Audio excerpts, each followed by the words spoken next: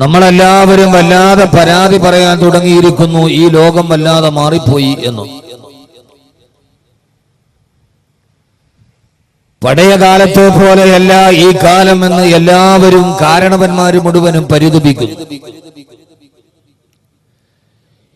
ഈ കാലഘട്ടത്തിൽ എങ്ങനെ ജീവിക്കുമെന്ന് യുവാക്കൾ വല്ലാതെ ആശങ്കപ്പെടുന്നു. ഈ ഒരു അസുര കാലഘട്ടത്തിൽ തങ്ങളുടെ മക്കളെ എങ്ങനെയാണ് വളർത്തുക എന്ന് മാതാപിതാക്കളുടെ ആശങ്ക. നാട് മുഴുവനും പിശാചുക്കൾ പാർക്കുന്ന വേതാള നഗരം പോലെ ഈ ഭൂമി അധപ്പതിച്ചു പോകുന്നു എന്ന വാർത്തകൾ, വൃത്താന്തങ്ങൾ രാപ്പകലുകളില്ലാതെ നാം നിത്യേന എന്നോണം കേട്ടുകൊണ്ടിരിക്കുന്നു. എന്താണ് ചെയ്യേണ്ടതെന്നറിയാതെ, എവിടെയാണ് ഒരു മാറ്റത്തിന്റെ തുടക്കമെന്നറിയാതെ, മാറ്റം ആഗ്രഹിക്കുന്ന ആളുകൾ മുഴുവനും മാറ്റം വേണ്ടേ എന്ന് ചോദിക്കുന്നതല്ലാതെ എവിടെയാണ് മാറ്റത്തിന്റെ തുടക്കമെന്ന കൂലങ്കശമായ ഒരു ചർച്ചയുടെ ബീജാഭാവം നടത്തുന്നതായി നാം ഒരിടത്തും കാണുന്നില്ല, കേൾക്കുന്നില്ല. എന്നാൽ എല്ലാവരുടെയും മനസ്സിൽ എങ്ങനെയാണ് ഇതിനൊരു മാറ്റം ഉണ്ടാവുക എന്ന ഒരു ചിന്ത എല്ലാവരുടെയും മനസ്സിലുണ്ട് താനും. നാം ഒരിക്കലും കേൾക്കാത്ത രീതിയിൽ ഭൂമി അധപ്പതനത്തിന് അധമഭാവതലങ്ങളിലോട്ട് കടന്നു പോവുകയാണ്. മനുഷ്യൻ മുഴുവനും പിശാചുക്കളായി മാറുന്ന, അധർമ്മം മുഴുവനും കൊടികുത്തിമാടുന്ന ഒരു പുതിയ നവലോകധർമ്മം നമുക്ക് സമ്മാനിച്ച ഒരു ഉപോൽപ്പന്നം പോലെ പ്രകൃതി ദുരന്തങ്ങൾ നമ്മെ വല്ലാതെ തുറച്ചു നോക്കുകയാണ്. ഈ അടുത്ത സമയത്ത് നാം കണ്ട കാഴ്ച, ഇന്ത്യയിൽ ഏറ്റവും കൂടുതൽ വരൾച്ച അനുഭവിക്കുന്ന ലാത്തൂർ ഗ്രാമത്തിൽ മുമ്പെങ്ങാണ്ടോ വറ്റിപ്പോയ പുഴയുടെ ഭാഗത്ത് കുടിച്ചു നോക്കുന്ന ഒരു കർഷകന്റെ ചിത്രം ഈ അടുത്ത ഭാഗത്ത് ഇന്ത്യ ടുഡേയിൽ കാണാനിടയായി. ഒരു കാലത്ത് ഏറ്റവും സുലഭമായി കൊണ്ടിരിക്കുന്ന, ഇലമായി കിട്ടിക്കൊണ്ടിരുന്ന വെള്ളം പോലും കിട്ടാക്കനിയായി മാറുന്ന, പണ്ടങ്ങാണ്ടോ നടന്നുപോയ, പണ്ടങ്ങാണ്ടോ തടം തല്ലി ആത്തൊഴുകിപ്പോയ നദിയുടെ അവശേഷിച്ച പാണ്ടുകളിൽ ഒരൽപ്പം ജലത്തിന്റെ കനിവുകളുണ്ടോ എന്ന് മനുഷ്യനല്ലാതെ നോക്കേണ്ട ഒരവസ്ഥയിലേക്ക് ഈ പ്രപഞ്ചം തന്നെ മാറിപ്പോവുകയാണ്.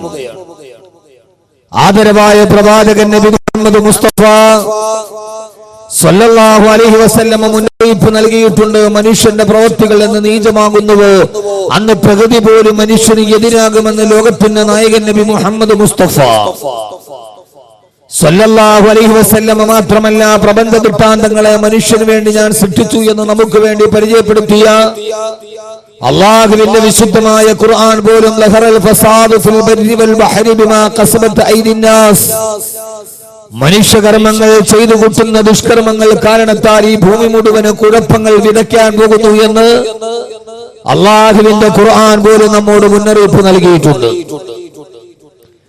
യഥാർത്ഥത്തിൽ എല്ലാ പ്രഭാഷണങ്ങളിലും ഇന്ന് കേട്ടു നിൽക്കുന്നത് ഇതുതന്നെയാണ്.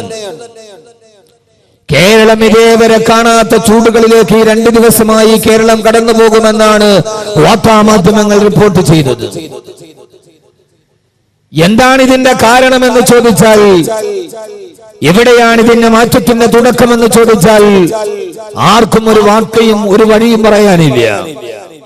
എവിടെയാണ് ഇതിന്റെ ഒരു അവസാനം എന്ന് ചോദിച്ചാൽ, മനുഷ്യൻ രാക്ഷസീയ ഭാവം പൂണ്ടു എന്ന് ചോദിച്ചാൽ ഏതുവരെ എത്തി നിൽക്കുന്നു എന്ന് ചോദിച്ചാൽ, പണ്ട് കാലത്തൊക്കെ നമ്മുടെ നാട്ടിൽ പറയുമായിരുന്നു, കുട്ടികൾക്ക് പ്രായബുദ്ധിയായാൽ പിന്നെ മാതാപിതാക്കൾക്ക് ഉറക്കമില്ല, അച്ഛൻ ഉറങ്ങാത്ത വീട് എന്ന് പറയുമായിരുന്നു. ഇന്ന് കാലത്തിന്റെ ഗതിവിഗതികൾ സംഭവിച്ചപ്പോൾ അത് മാറി.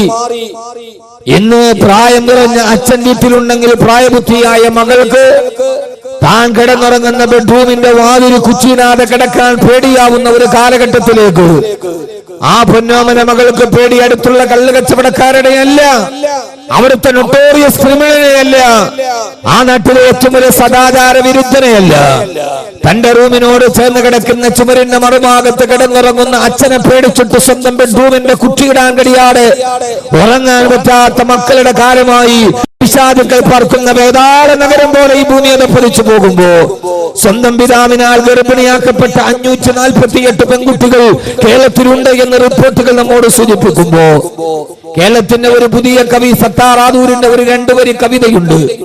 അദ്ദേഹം പറയുകയാണ്, ഇരുട്ടിന്റെ മറവിൽ തന്റെ മാറിന് നേരെ മാനഭംഗം ചെയ്യാൻ വരുന്നവരിൽ നിന്ന് രക്ഷ നേടാൻ പൊന്നുമോൾ ഉറക്കെ വിളിച്ചു അച്ഛാ എന്ന് വിളിക്കാൻ അവൾ വാതുറന്നപ്പോഴാണ് തന്നെ മാനഭംഗപ്പെടുത്താൻ വരുന്നത് തന്റെ അച്ഛനാണ് എന്ന് അവൾക്ക് മനസ്സിലായത്. ഇനി അവൾ ആരെ വിളിച്ചിട്ടാണ് ഒരു സംരക്ഷണത്തിന് കേടുക എന്ന് മലയാളത്തിന് ആധുനിക കവി ചോദിച്ച ഒരു ചോദ്യമുണ്ട്. യഥാർത്ഥത്തിൽ ഇന്ന് മനുഷ്യനെത്തി നിൽക്കുന്ന എല്ലാം ലൈംഗികതയാണ് എന്ന് കരുതുന്ന, എല്ലാം കാമത്തിന്റെ പേക്കൂത്താണ്, ജീവിതത്തിന്റെ അവസാനത്തെ രസമെന്ന് കരുതുന്ന ഒരു വല്ലാത്ത അവസ്ഥയിലേക്ക് നമ്മുടെ സമൂഹം മാറിപ്പോവുകയാണ്. യഥാർത്ഥത്തിൽ ഈ സമൂഹത്തിന്റെ ദുഷ്കൃതികളിൽ പെട്ടുപോയവരും പെടാത്തവരും എല്ലാവർക്കും മനസ്സിൽ ആഗ്രഹമുണ്ട്, ഒരു മാറ്റം എല്ലാവരും കൊതിക്കുന്നുണ്ട്. പക്ഷെ മാറ്റം എവിടെയാണ് മാറ്റമുണ്ടാവുക? എങ്ങനെയാണ് ഈ മനുഷ്യനൊരു മാറ്റമുണ്ടാവുക? സ്വയം ഒരു പരിവർത്തനത്തിന് സാധ്യമല്ലല്ലോ. ഇന്ത്യ രാജ്യത്തിന്റെ പാർലമെന്റ് മന്ദിരത്തിന്റെ എല്ലാ കവാടങ്ങളിലും ഓരോ മതപ്രമാണങ്ങളുടെ ഓരോ വരികൾ എഴുതി വെച്ചിട്ടുണ്ട്. അതിന് 6ാം കവാടത്തിൽ അയം നിജപരോ വേദിഗണനാലകുചേതസ ഉദാര ചരിതാനാം തുവസുദൈവ കുടുംബകം എന്ന ഗീതയുടെ വാക്കുകൾ ഇപ്പോഴും എഴുതി വെച്ചിട്ടുണ്ട്.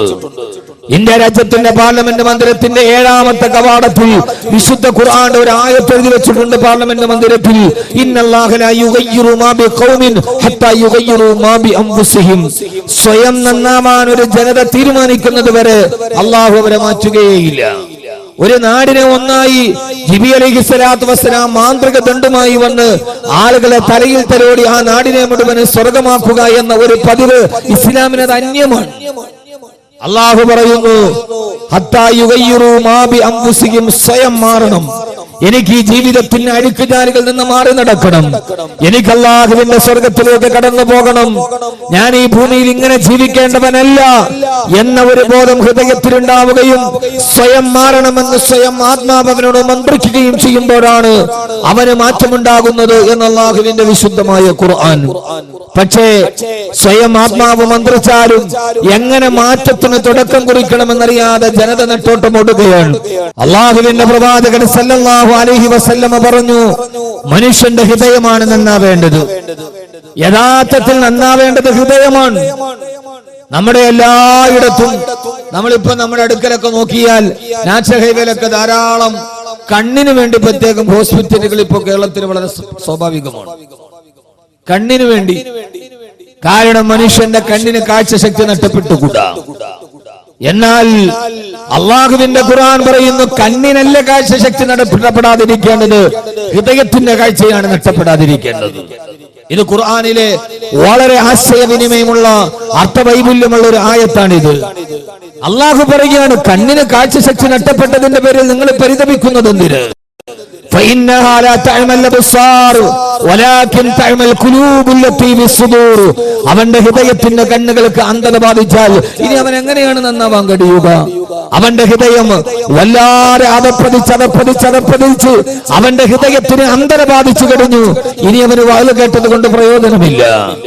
സ്വന്തം മാതാപിതാക്കൾക്ക് കണ്ണുനീര് നൽകി മകൾ മറ്റൊരുവന്റെ കൂടെ ഇറങ്ങിപ്പോകുമ്പോ ആളുകൾ ചോദിക്കുന്നു, എന്തു വെച്ചുപോയി കുഞ്ഞിന്? മാതാപിതാക്കളുടെ കണ്ണുനീര് കാണാൻ അവളുടെ ഹൃദയത്തിന് കാഴ്ചയില്ലേ എന്ന്. ഇല്ല, കാരണം മാതാപിതാക്കളുടെ കണ്ണുനീര് കാണാൻ കഴിയാത്ത രീതിയിൽ ഈ മക്കളുടെ ഹൃദയത്തിന് അന്ധത ബാധിച്ചു എന്നാണ് നമുക്ക് മനസ്സിലാകുന്നത്. എങ്ങനെയാണ് ഇവരുടെ ഹൃദയത്തിന് അന്ധത ബാധിച്ചത്? എങ്ങനെയാണ് ഇവരുടെ ഹൃദയത്തിന് അന്ധത ബാധിച്ചത്?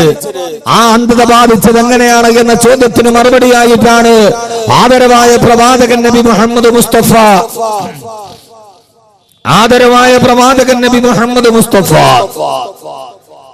സല്ലല്ലാഹു അലൈഹി വസല്ലമ പറയുകയാണ്, ഇന്നൽ അബ്ദ ഇദാ ഖതിയാ, ഏതെങ്കിലും ഒരു അടിമ അല്ലാഹുവിന് ഇഷ്ടപ്പെടാത്തൊരു പാപം ചെയ്താൽ അവന്റെ ഹൃദയത്തിന്റെ ഉള്ളിൽ അല്ലാഹു ചില കറുത്ത അടയാളങ്ങളെ രൂപാന്തരപ്പെടുത്തുമത്രേ.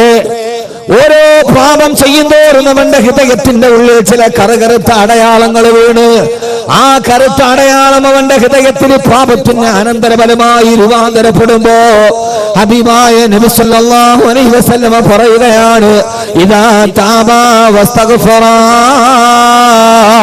അവൻ അവൻ പശ്ചാത്തപിക്കുകയും ഇസ്തിഗ്ഫാർ ചെയ്യുകയും ചെയ്താൽ, ഒരു പാപം ചെയ്ത ഉടനെ താൻ ചെയ്തതൊരു പാപമാണെന്ന് അവന്റെ ഹൃദയത്തിൽ ബോധോദയം ഉണ്ടാവുകയും, അല്ലാഹുവേ ഈ പാപം ചെയ്യുന്നത് നിനക്ക് ഇഷ്ടമല്ലല്ലോ എന്ന ബോധോദയത്തോട് ഇദാ താബാ വസ്തഗ്ഫറാ,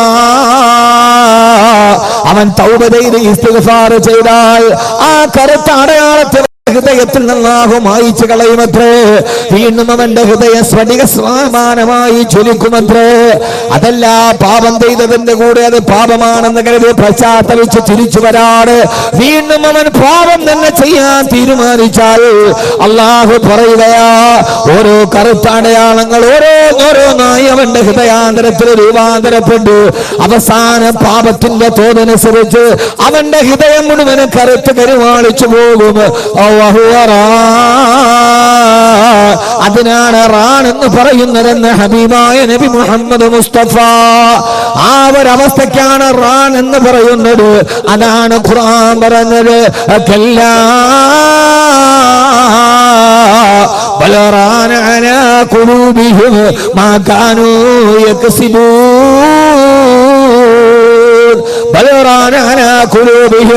അവരുടെ ഹൃദയത്തിന്റെ ഉള്ളിൽ കറുപ്പ് രൂപാന്തരപ്പെട്ടു അവര് നിത്യജീവിതത്തിന്റെ പാപങ്ങൾ ഹൃദയത്തിന്റെ കറുത്ത അടയാളങ്ങളായി രൂപാന്തരപ്പെട്ട് ആ കറുപ്പ് അവന്റെ ഹൃദയത്തെ മുഴുവനും പൊതിഞ്ഞു കഴിയുമ്പോ പിന്നെ അവന്റെ ഹൃദയത്തിലേക്ക് നന്മയുടെ വേദവാക്യങ്ങൾ ഇറങ്ങി ചെല്ലുകയില്ല.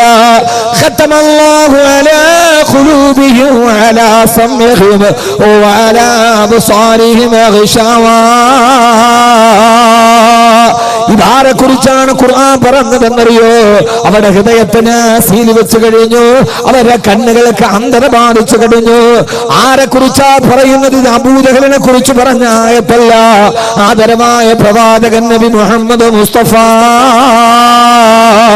സല്ലല്ലാഹു അലൈഹി വസല്ലമയുടെ മദീനത്തെ പള്ളിയിൽ ഒന്നാമത്തെ സഫിൽ മസ്ജിദുൻ നബവിയിൽ ബാങ്ക് മുഴങ്ങുമ്പോ ഒന്നാമത്തെ സഫിൽ വന്നിട്ട് അബൂബക്കർ ഉമർ റളിയല്ലാഹു തആല അൻഹു അടക്കമുള്ള പ്രബലരായ സഹാബാക്കളുടെ അടുക്കൽ വന്ന് നിങ്ങളെല്ലാം സഫ് ശരിയാക്കി നേരെ നിൽക്കണേ. യഖ്റുജു ഇലൈനാ റസൂലുള്ളാഹ്, ഹബീബായ നബി സല്ലല്ലാഹു അലൈഹി വസല്ലമ ഇമാമത്തിന് വേണ്ടി വരുന്നുണ്ട്.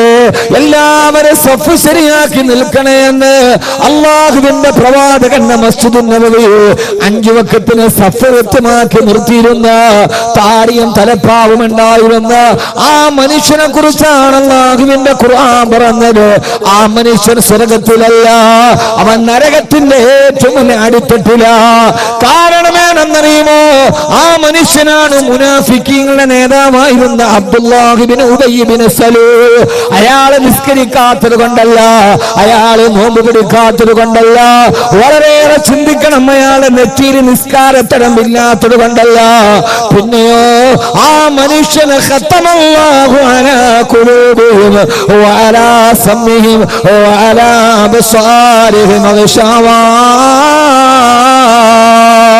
മദീനത്തെ പള്ളിയുടെ മിമ്പറിൽ വന്നിട്ട് ഗഗനലോകത്ത് നിന്ന് ലൗഹുൽ മഹ്ഫൂദിന്റെ രഹസ്യമായി വന്ന ജിബ്രീൽ അലൈഹിസ്സലാത്തു വസ്സലാം പകർന്നു കൊടുത്ത അറിവ് അല്ലാഹുവിന്റെ റസൂലിന്റെ ഭൂമുഖത്ത് നിന്ന് നേരിട്ട് കേട്ടവരാണവർ. പക്ഷേ ആ പ്രസംഗവും പ്രഭാഷണവും അവരുടെ ഹൃദയത്തിലേക്ക് ഇറങ്ങിപ്പോയില്ല. കാരണം അവരുടെ ഹൃദയം കറുത്തുപോയിരുന്നു. അവരുടെ ഹൃദയം കറുത്തുപോയിരുന്നു. ആ ഹൃദയത്തിലേക്ക് പ്രഭാഷണങ്ങൾ ഇറങ്ങിയില്ല. ആ ഹൃദയത്തിലേക്ക് അല്ലാഹുവിന്റെ ദൃഷ്ടാന്തങ്ങൾ ഇറങ്ങിയില്ല. ഒന്നിച്ച് യാത്ര, ബൈക്കിന്റെ തൊട്ട് പുറകിൽ ഒന്നിച്ച് യാത്ര ചെയ്തവന് അപകടത്തിൽപ്പെട്ടിട്ട് അവനെ 3 വെള്ളത്തുണിയിൽ പൊതിഞ്ഞു കൊണ്ടുപോയി കബറിലടക്കുമ്പോഴും അല്ലാഹുവേ, തലനാരടയ്ക്കാണല്ലോ ഞാൻ രക്ഷപ്പെട്ടത്, നാളെ ഞാൻ ഇതേപോലെ പോകേണ്ടി വരുമല്ലോ എന്ന് ഹൃദയത്തിന്റെ ഉള്ളിൽ അവന് തോന്നാൻ കഴിയാത്ത രീതിയിൽ അവന്റെ ജീവിതത്തിലെ പാപങ്ങൾ വ്യാപകമായി അവന്റെ ഹൃദയത്തെ അല്ലാഹു സീൽ വെച്ച് കഴിഞ്ഞു. അതുകൊണ്ടാണ് അവന്റെ ഹൃദയത്തിലേക്ക് നന്മയുടെ കിരണങ്ങൾ കടയാതെ പോയത് എന്ന് അല്ലാഹുവിന്റെ വിശുദ്ധ ഖുർആൻ. അതുകൊണ്ടാണ് മഹാന്മാര് ഹൃദയത്തിന്റെ രോഗത്തിന് ചികിത്സ പറഞ്ഞപ്പോ അവര് പറഞ്ഞത് ഏതെന്നറിയുമോ? അവര് പറഞ്ഞത് ഏറ്റവും വലിയ ഡയഗ്നോസിക്കിൽ ഏറ്റവും വലിയ ലബോറട്ടറിയുടെ മരുന്നല്ല, അദവാഉ ഖൽബി ഖംസത്തുൻ ഫതിലാവത്തുൻ ബിതദബ്ബുരിൽ മാനാ വൽ ബത്നിൽ ഖലാ وقيام الليل والتضرع بالسهر ومجالسات الصالحين الفضلاء ആ മഹാന്മാരോടുള്ള സാഹചര്യം ഉണ്ടാകണമെന്ന് വരെ പറയാനുള്ള കാരണം എന്റെ പ്രിയപ്പെട്ട സഹോദരാ, ഇങ്ങനെ തന്നെ ഈ ലോകാവസാനം വരെ അല്ലെങ്കിൽ അവനവന്റെ ജീവിതത്തിന്റെ അവസാനം വരെ ഇങ്ങനെ തന്നെ ജീവിക്കാനാണോ? അതല്ല ഒരു മാറ്റത്തിന് തുടക്കമുണ്ടാകണോ? നമ്മുടെ ഹൃദയത്തിലേക്ക് നന്മയുടെ വെളിച്ചം കടന്നു വരണോ? നമ്മുടെ ജീവിതത്തിൽ മാറ്റമുണ്ടാവണോ? അതിനു വേണ്ടിയാണ് ഞാൻ ഈ പ്രസംഗത്തിന്റെ കാതലായ ഭാഗത്ത് പറയുക. എങ്ങനെയാണ് മനുഷ്യന്റെ ഹൃദയത്തിന് മാറ്റമുണ്ടാവുക? അതൊരു സിംബോസിയം കൊണ്ട് കഴിയില്ല, അതൊരു സെമിനാർ കൊണ്ട് കഴിയില്ല, അതേതെങ്കിലും ഒരു പരിശീലന വെക്കേഷൻ ക്ലാസ് കൊണ്ട് കഴിയുന്നില്ലതല്ലോ. പിന്നെ എങ്ങനെയാണ് കഴിയുക? അതറിയണമെങ്കിൽ ലോകത്ത് ഹൃദയത്തിന്റെ ചികിത്സ പഠിപ്പിക്കാമെന്ന് ലോകത്തിന്റെ തിരുദൂതരാണ് പറയേണ്ടത്. ഹബീബായ നബി സല്ലല്ലാഹു അലൈഹി വസല്ലമയുടെ ഒരു ഹദീസാണ്. ഇന്ന് ഞാൻ ഈ സദസ്സിലൊരു പ്രത്യേക വിഷയമില്ലാത്തത് കൊണ്ട് ഏറെ പറയുന്നതിൽ അർത്ഥമില്ല. അല്പമാത്രമാണ് പറഞ്ഞതെങ്കിൽ ശുജായി പറഞ്ഞതുപോലെ ബുദ്ധി കൂർമ്മതയുള്ളവർക്ക് അല്പമാത്രം പോരേ എന്ന് ശുജായി പാടിയിട്ടുണ്ട്. ബുദ്ധി കൂർമ്മതയുള്ളവനൊരു അല്പമാത്രം ജ്ഞാനത്തിന്റെ ശിഖരം അവന് കിട്ടിയാൽ മതി. ഹൃദയത്തിന്റെ സംസ്കരണത്തിന് വേണ്ടി കടന്നു വന്ന ഹബീബായ നബി മുഹമ്മദ് മുസ്തഫ സല്ലല്ലാഹു അലൈഹി വസല്ലം പറയുകയാ, ഇന്ന ഹാദിഹിൽ ഖുലൂബ തസ്ദഉ, മനുഷ്യന്റെ ഹൃദയത്തിൽ ഒരു കാലാന്തരങ്ങളിൽ തുരുമ്പ് പിടിക്കാൻ തുടങ്ങും. അവന്റെ ഹൃദയത്തിൽ തുരുമ്പി വ്യാപകമാകും. ഓരോ സാഹചര്യങ്ങളും പാപത്തിന് അനിവാര്യമായ അഭോൽപ്പന്നം പോലെ അവന്റെ ഹൃദയത്തിൽ തുരുമ്പ് പിടിക്കുകയാ.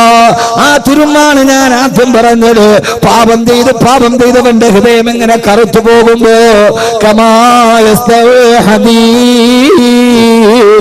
ഇരുമ്പിന് തുരുമ്പ് പിടിക്കുന്നത് പോലെ, ഏത് വിധമാണോ ഇരുമ്പിനെ തുരുമ്പ് നശിപ്പിക്കുന്നത് അതേപോലെ നിങ്ങളുടെ ഹൃദയത്തെ തുരുമ്പ് നശിപ്പിച്ചു കളയും എന്ന് ഹബീബായ മുത്തുനബി സല്ലല്ലാഹു അലൈഹി വസല്ലമ സഹാബത്തിനോട് പറഞ്ഞപ്പോ സഹാബാക്കളുടെ ഭാഗത്തുനിന്ന് ഒരു ചോദ്യമുണ്ടായി.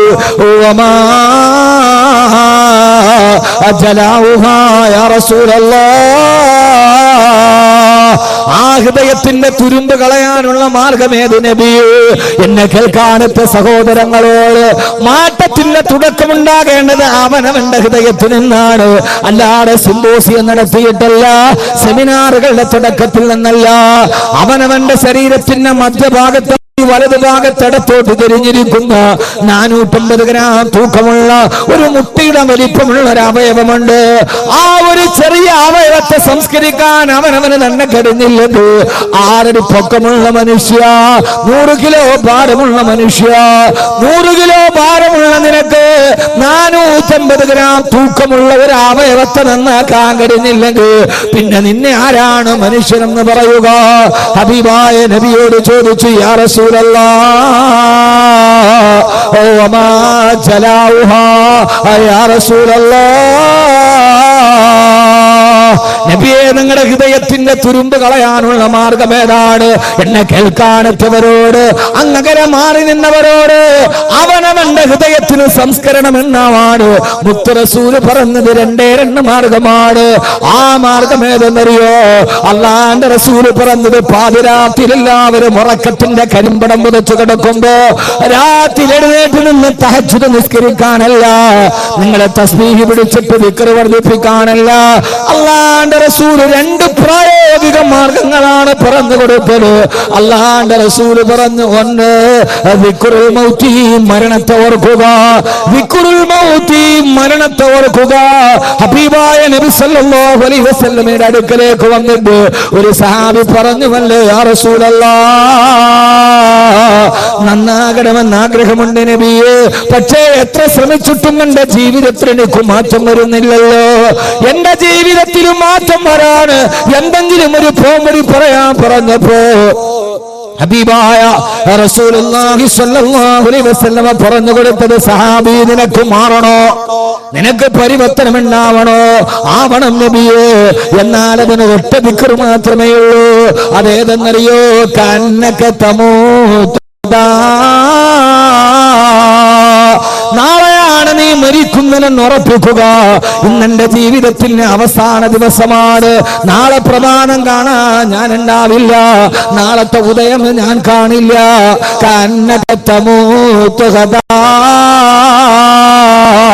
നാളെ ഞാൻ മരിക്കുമെന്നുറപ്പിക്കുക.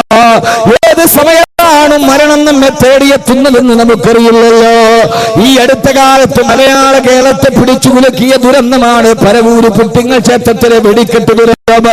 ആ ദുരന്തം കഴിഞ്ഞ് 3 ദിവസം കഴിഞ്ഞിട്ടാണ് ഞാൻ നാട്ടിലെത്തി ദുരന്ത സ്ഥലം സന്ദർശിക്കാൻ പോകവേ അവിടെ പോയി ഇങ്ങനെ കണ്ടുകൊണ്ട് നിൽക്കുമ്പോ സമീപത്തുണ്ടായിരുന്നൊരു തദ്ദേശവാസി എന്നോട് പറഞ്ഞു, ഉസ്താദ്, ഈ വെടിക്കെട്ട് അപകടം നടക്കുന്നത് പുലർച്ചെ 4 മണിയോടടുത്തില്ല. അതേവരെ വൈകുന്നേരം തലേ ദിവസം രാത്രി 8 മണി മുതൽ ഞാനും എന്റെ മകനും ആ വെടിക്കെട്ടിന്റെ പുറക്കാഴ്ച കാണാനുണ്ട്. അത് കണ്ട് രാവിലെ 4 മണി വരെ ഞങ്ങൾ അവിടെ ഉണ്ടായിരുന്നു. അവസാനത്തെ വെടിക്കെട്ട് നടക്കാൻ പോവുകയാ. തലേ ദിവസം 8 മണിക്ക് തുടങ്ങിയ വെടിക്കെട്ടിന് സമാപനം കുറിച്ച് അതിന് ആശാന്മാരുടെ ചോയ്സായിട്ട് നടക്കുന്ന അവസാനത്തെ സമാപന വെടിക്കെട്ട് നടക്കാൻ പോവുകയാ. അവസാനത്തെ പൊടിപൂരം കാണാൻ എല്ലാവരും ആകാംക്ഷയോടെ വെടിപ്പുരയുടെ അടുത്തേക്ക്, വെടിക്കെട്ട് നടക്കുന്നിടത്തേക്ക് അടുത്തു. ഞാനും അത് അടുത്തു നിന്ന് കാണാൻ ആഗ്രഹത്തോടെ പോയപ്പോ എന്റെ മകൻ എന്റെ കയ്യിൽ പിടിച്ചിട്ട് പറഞ്ഞ, അച്ഛാ, എനിക്ക് ഉറക്കം വരുന്നു, എനിക്ക് വല്ലാതെ ദാഹിക്കുന്നു പറഞ്ഞ് കുഞ്ഞു കരയാൻ തുടങ്ങി. ഞാൻ അവരോട് ദേഷ്യപ്പെട്ടിട്ട് പറഞ്ഞു, ഇതേവരെ ഇതുകൂടി കണ്ടിട്ട് പോവാ.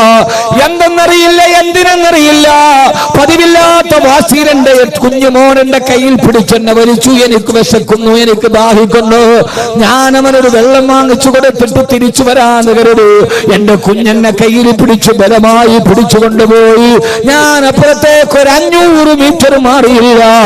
ആകാശത്തേക്ക് മാരിവില്ല് പൊട്ടിവിടരുന്നത് പോലെ നയനമനോഹരമായ കാഴ്ച കാണിച്ച ക്ഷേത്ര പരിസരത്ത് അതാ തീകോളങ്ങൾ മേഘജാലത്തിന് പിടിച്ചതുപോലെ പൊട്ടുയരുന്നു. ചിതൽ കഷണങ്ങൾ, കോൺക്രീറ്റ് കഷണങ്ങൾ വായുവിൽ ഉരിഞ്ഞു പോകുന്നു.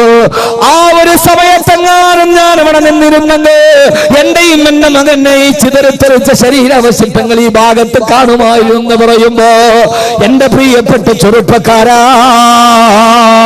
ഒരു കാര്യം ഞാൻ ഓർമ്മിപ്പിക്കട്ടെ. ആ സമയത്ത് ഇതിന്റെ മറുഭാഗത്ത് വെടിപ്പുരക്ക് തീ പിടിച്ചിട്ട് കോൺക്രീറ്റ് ഭീമുകൾ തകർന്നു കിടക്കുന്നുണ്ട്. അയാൾ എന്നോട് പറഞ്ഞ്, തകർന്നു കിടക്കുന്ന കോൺക്രീറ്റ് ഭീമുകളുടെ ഇടയിൽ 5 ശരീരങ്ങളാ കുടുങ്ങിക്കിടന്നത്. അതിന്റെ അടിയിൽ കെട്ട് അരഞ്ഞരഞ്ഞു പോയോ.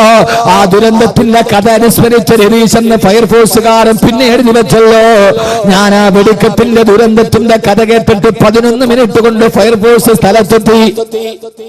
എല്ലായിടത്തും കൂരാകൂറിയിട്ടാണ് വൈദ്യുതി വിച്ഛേദിക്കപ്പെട്ടു. എങ്ങും മനുഷ്യമാംസത്തിന്റെ കത്തിക്കരിയുന്ന രൂക്ഷഗന്ധങ്ങളാ. രക്ഷാപ്രവർത്തനത്തിന് വേണ്ടി ഓടിച്ചെല്ലുമ്പോ ആരോ എന്റെ കാലിന് കെട്ടിപ്പിടിക്കുന്നത് പോലെ തോന്നി. ഞാൻ തിരിഞ്ഞു നോക്കുമ്പോ ശരീരം മുഴുവനും പാതി വെന്തുമാറി ഒരു ചെറുപ്പക്കാരൻ ആ ഭീമിന്റെ ഉള്ളിൽ അരക്കകി പോട്ട് കുടുങ്ങിക്കിടക്കുകയാ. സാറേ, എന്നെ വിട്ടിട്ട് പോകരുത്, എന്നെ പിടിച്ചിട്ടൊന്ന് തിരിച്ചു കിടത്തണേ, എനിക്ക് വേദന സഹിക്കാൻ കഴിയില്ലെന്ന് പറഞ്ഞപ്പോ, ആരാ മോനെയാ പറഞ്ഞതാരാ? അതിനു മുമ്പ് സ്വന്തമായി തിരിഞ്ഞു കിടന്ന്, സ്വന്തമായിട്ട് അവിടേക്ക് നടന്നു വന്ന, സ്വന്തമായിട്ട് അവിടെ നിന്നിട്ടെല്ലാം കണ്ടുകൊണ്ടിരുന്ന എല്ലാവരോട് സഹോദരങ്ങളെ, ആ മനുഷ്യനാണ് മരണത്തിന് അനിവാര്യമായ ദുരന്ത മുഖത്തിന് മുമ്പിൽ നിൽക്കുമ്പോ എനിക്ക് സ്വയമായി തിരിയാൻ കഴിയില്ല. എന്നെ ഒന്ന് തിരിച്ചു മാറ്റി കിടത്തുമോ? ഒന്ന് സ്വയമായിട്ടൊന്നും മാറിക്കിടക്കാൻ മറ്റൊരു തന്റെ കാലിൽ പിടിച്ചനുഭവിക്കേണ്ട അവസ്ഥ. അവരെന്നോട് പറഞ്ഞു, ആ ഭീമെന്ന് മാറ്റാൻ JCB ഒന്നും അനങ്ങുന്നില്ല, രണ്ടാമത്തെ JCB ഒന്നും അനങ്ങുന്നില്ല. 3 JCB വന്നിട്ട് അതിന്റെ 3 ടീത്തുകൾ ഒരേ സമയത്ത് പിടിച്ചപ്പെടാ ഭീമൊന്നനങ്ങി മാറിയത്. എന്നെ കേൾക്കാനെത്തുന്ന എന്റെ പ്രിയപ്പെട്ട ചെറുപ്പക്കാരാ, 3 JCB ഒരേ സമയത്ത് പിടിച്ചിട്ട് മാത്രം അനങ്ങിയ ഭീമാണ്. അവിടെ നിന്ന് 1.5 കിലോമീറ്റർ അകലെ പരവൂർ ടൗണിന്റെ ഭാഗത്ത് ആ സമയത്ത് ആകാശത്തുകൂടി പറന്നുപോയി ബൈക്കിലേക്ക് കയറാൻ പോകുന്ന ചെറുപ്പക്കാരന് ആകാശത്തിലൂടെ പറന്നുപോയി. അത് നേരെ പോയി ടാർ റോഡിൽ ഇടിച്ചിട്ട് അവിടെ നിന്ന് നേരെ എതിർവശത്തുള്ള കടയുടെ ഷട്ടറിൽ ഇടിച്ചു. അവിടെ നിന്ന് നേരെ തിരിച്ചാ ബൈക്കിലോട്ട് കയറുന്ന ചെറുപ്പക്കാരന്റെ തല അരച്ചുകൊണ്ട് കടന്നു പോയത്, തല പൊട്ടിത്തെറിച്ചുകൊണ്ട് കടന്നു പോകുന്നത്. ഞാനൊന്ന് ചോദിക്കട്ടെ, മരണമെത്തുന്ന 4 മിനിറ്റ് മുമ്പ് തൊട്ടടുത്ത് നിന്നവനെ 1/2 മീറ്റർ 500 മീറ്റർ അപ്പുറത്തേക്ക് മാറ്റിയിട്ട് 1.5 കിലോമീറ്റർ അപ്പുറത്ത് നിന്നവന്റെ അടുത്തിലേക്കും മരണത്തെ കൊണ്ടുപോയടാരാ? അത്രയും നേരം അടുത്ത് നിന്നവനോട് ഇല്ല 4-ാം മാസത്തിൽ നിന്റെ ഉമ്മാന്റെ ഗർഭാശയത്തിൽ ഞാൻ എഴുതി വെച്ച നിന്റെ ആയുസിന്റെ രേഖ എത്തിയിട്ടില്ല എന്ന് പറഞ്ഞിട്ടും മകന്റെ രൂപത്തിൽ കൈവെള്ളയിൽ പിടിച്ചിട്ട് അകലേക്ക് മാറ്റിയതാരാ? 1.5 കിലോമീറ്ററിൽ ഒന്നുമില്ലാതെ മാറി നിന്നവന്റെ അടുക്കലേക്ക് ആകാശത്തേക്ക് പാഞ്ഞുപോയ കോൺക്രീറ്റ് ബീം തറയിൽ കൊണ്ടിട്ട് ഷട്ടറിൽ തൊട്ട് തിരിച്ചു വന്ന് അവന്റെ തല പൊട്ടിത്തെറിച്ചു കൊണ്ടുപോയി. 1.5 കിലോമീറ്റർ അപ്പുറത്ത് നിന്നവനോട് 4-ാം മാസത്തിൽ ഉമ്മാടെ ഗർഭാശയത്തിൽ വെച്ച് നിന്റെ തലയിൽ ഞാൻ എഴുതി വെച്ച ആയുസ് നിമിഷത്തോടത്തിൽ നിന്ന് പറഞ്ഞ് അടുത്ത് നിന്നവനെ അകലേക്ക് മാറ്റുകയും അകലെ നിന്നവനെ മരണത്തിന് പിടികൊടുക്കുകയും ചെയ്തതാരാ? ചെയ്ത തമ്പുരാനാണ്. ലാ ഹൗല വലാ ഖുവത ഇല്ലാ ബില്ലാഹ്. അവനാണ് ഏകനായ നിന്റെ റബ്ബെങ്കിൽ എന്റെ പൊന്നുമോനെ വഫൗക തദ്ബീരിനാ വലില്ലാഹി തഖ്ബീറു. നമ്മളൊക്കെ ചിന്തിക്കുന്നതിനപ്പുറത്തേക്ക് അല്ലാഹുവിന്റെ ഒരു തീരുമാനത്തിന് മുമ്പിലൂടെ നമ്മൾ ഇങ്ങനെ നടന്നു പോകുകയാ. എന്താണ് എന്റെ റബ്ബിനെ കുറിച്ച് നാളെ തീരുമാനിച്ചിരിക്കുന്നതെന്ന് എനിക്കറിയില്ലല്ലോ. അടുത്ത നിമിഷം എന്റെ ജീവിതത്തിന്റെ എന്റെ റബ്ബിന്റെ തീരുമാനം എന്തെന്ന് എനിക്കറിയില്ലല്ലോ. അതുകൊണ്ട് ഒരാൾക്കും ജീവിതത്തിൽ മാറണമെന്ന് ആഗ്രഹമുണ്ടോ? അതിലേറ്റവും പ്രധാനപ്പെട്ട കാര്യം കന്നക തമൂതു ഗദാ, നാളെ അവൻ മരിക്കുമെന്ന് ഉറപ്പിക്കുക. നാളെ രാവിലെയാണ് എന്റെ വീടിന്റെ മുമ്പിൽ നീല ടാർപ്പായ വലിച്ചു കെട്ടുന്നത്. നാളെയാണ്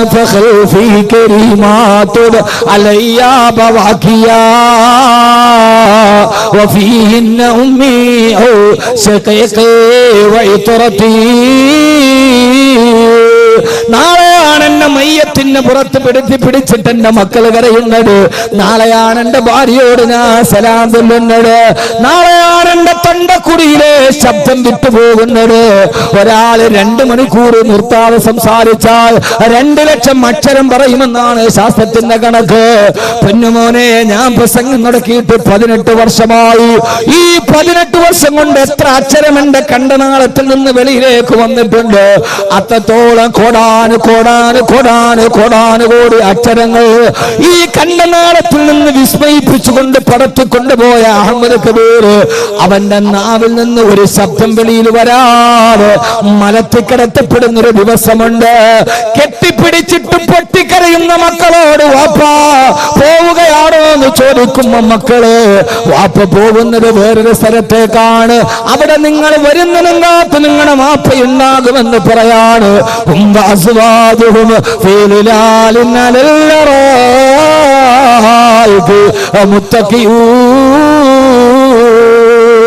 لهم فيها فاكهة ولهم فيها ما يدعون.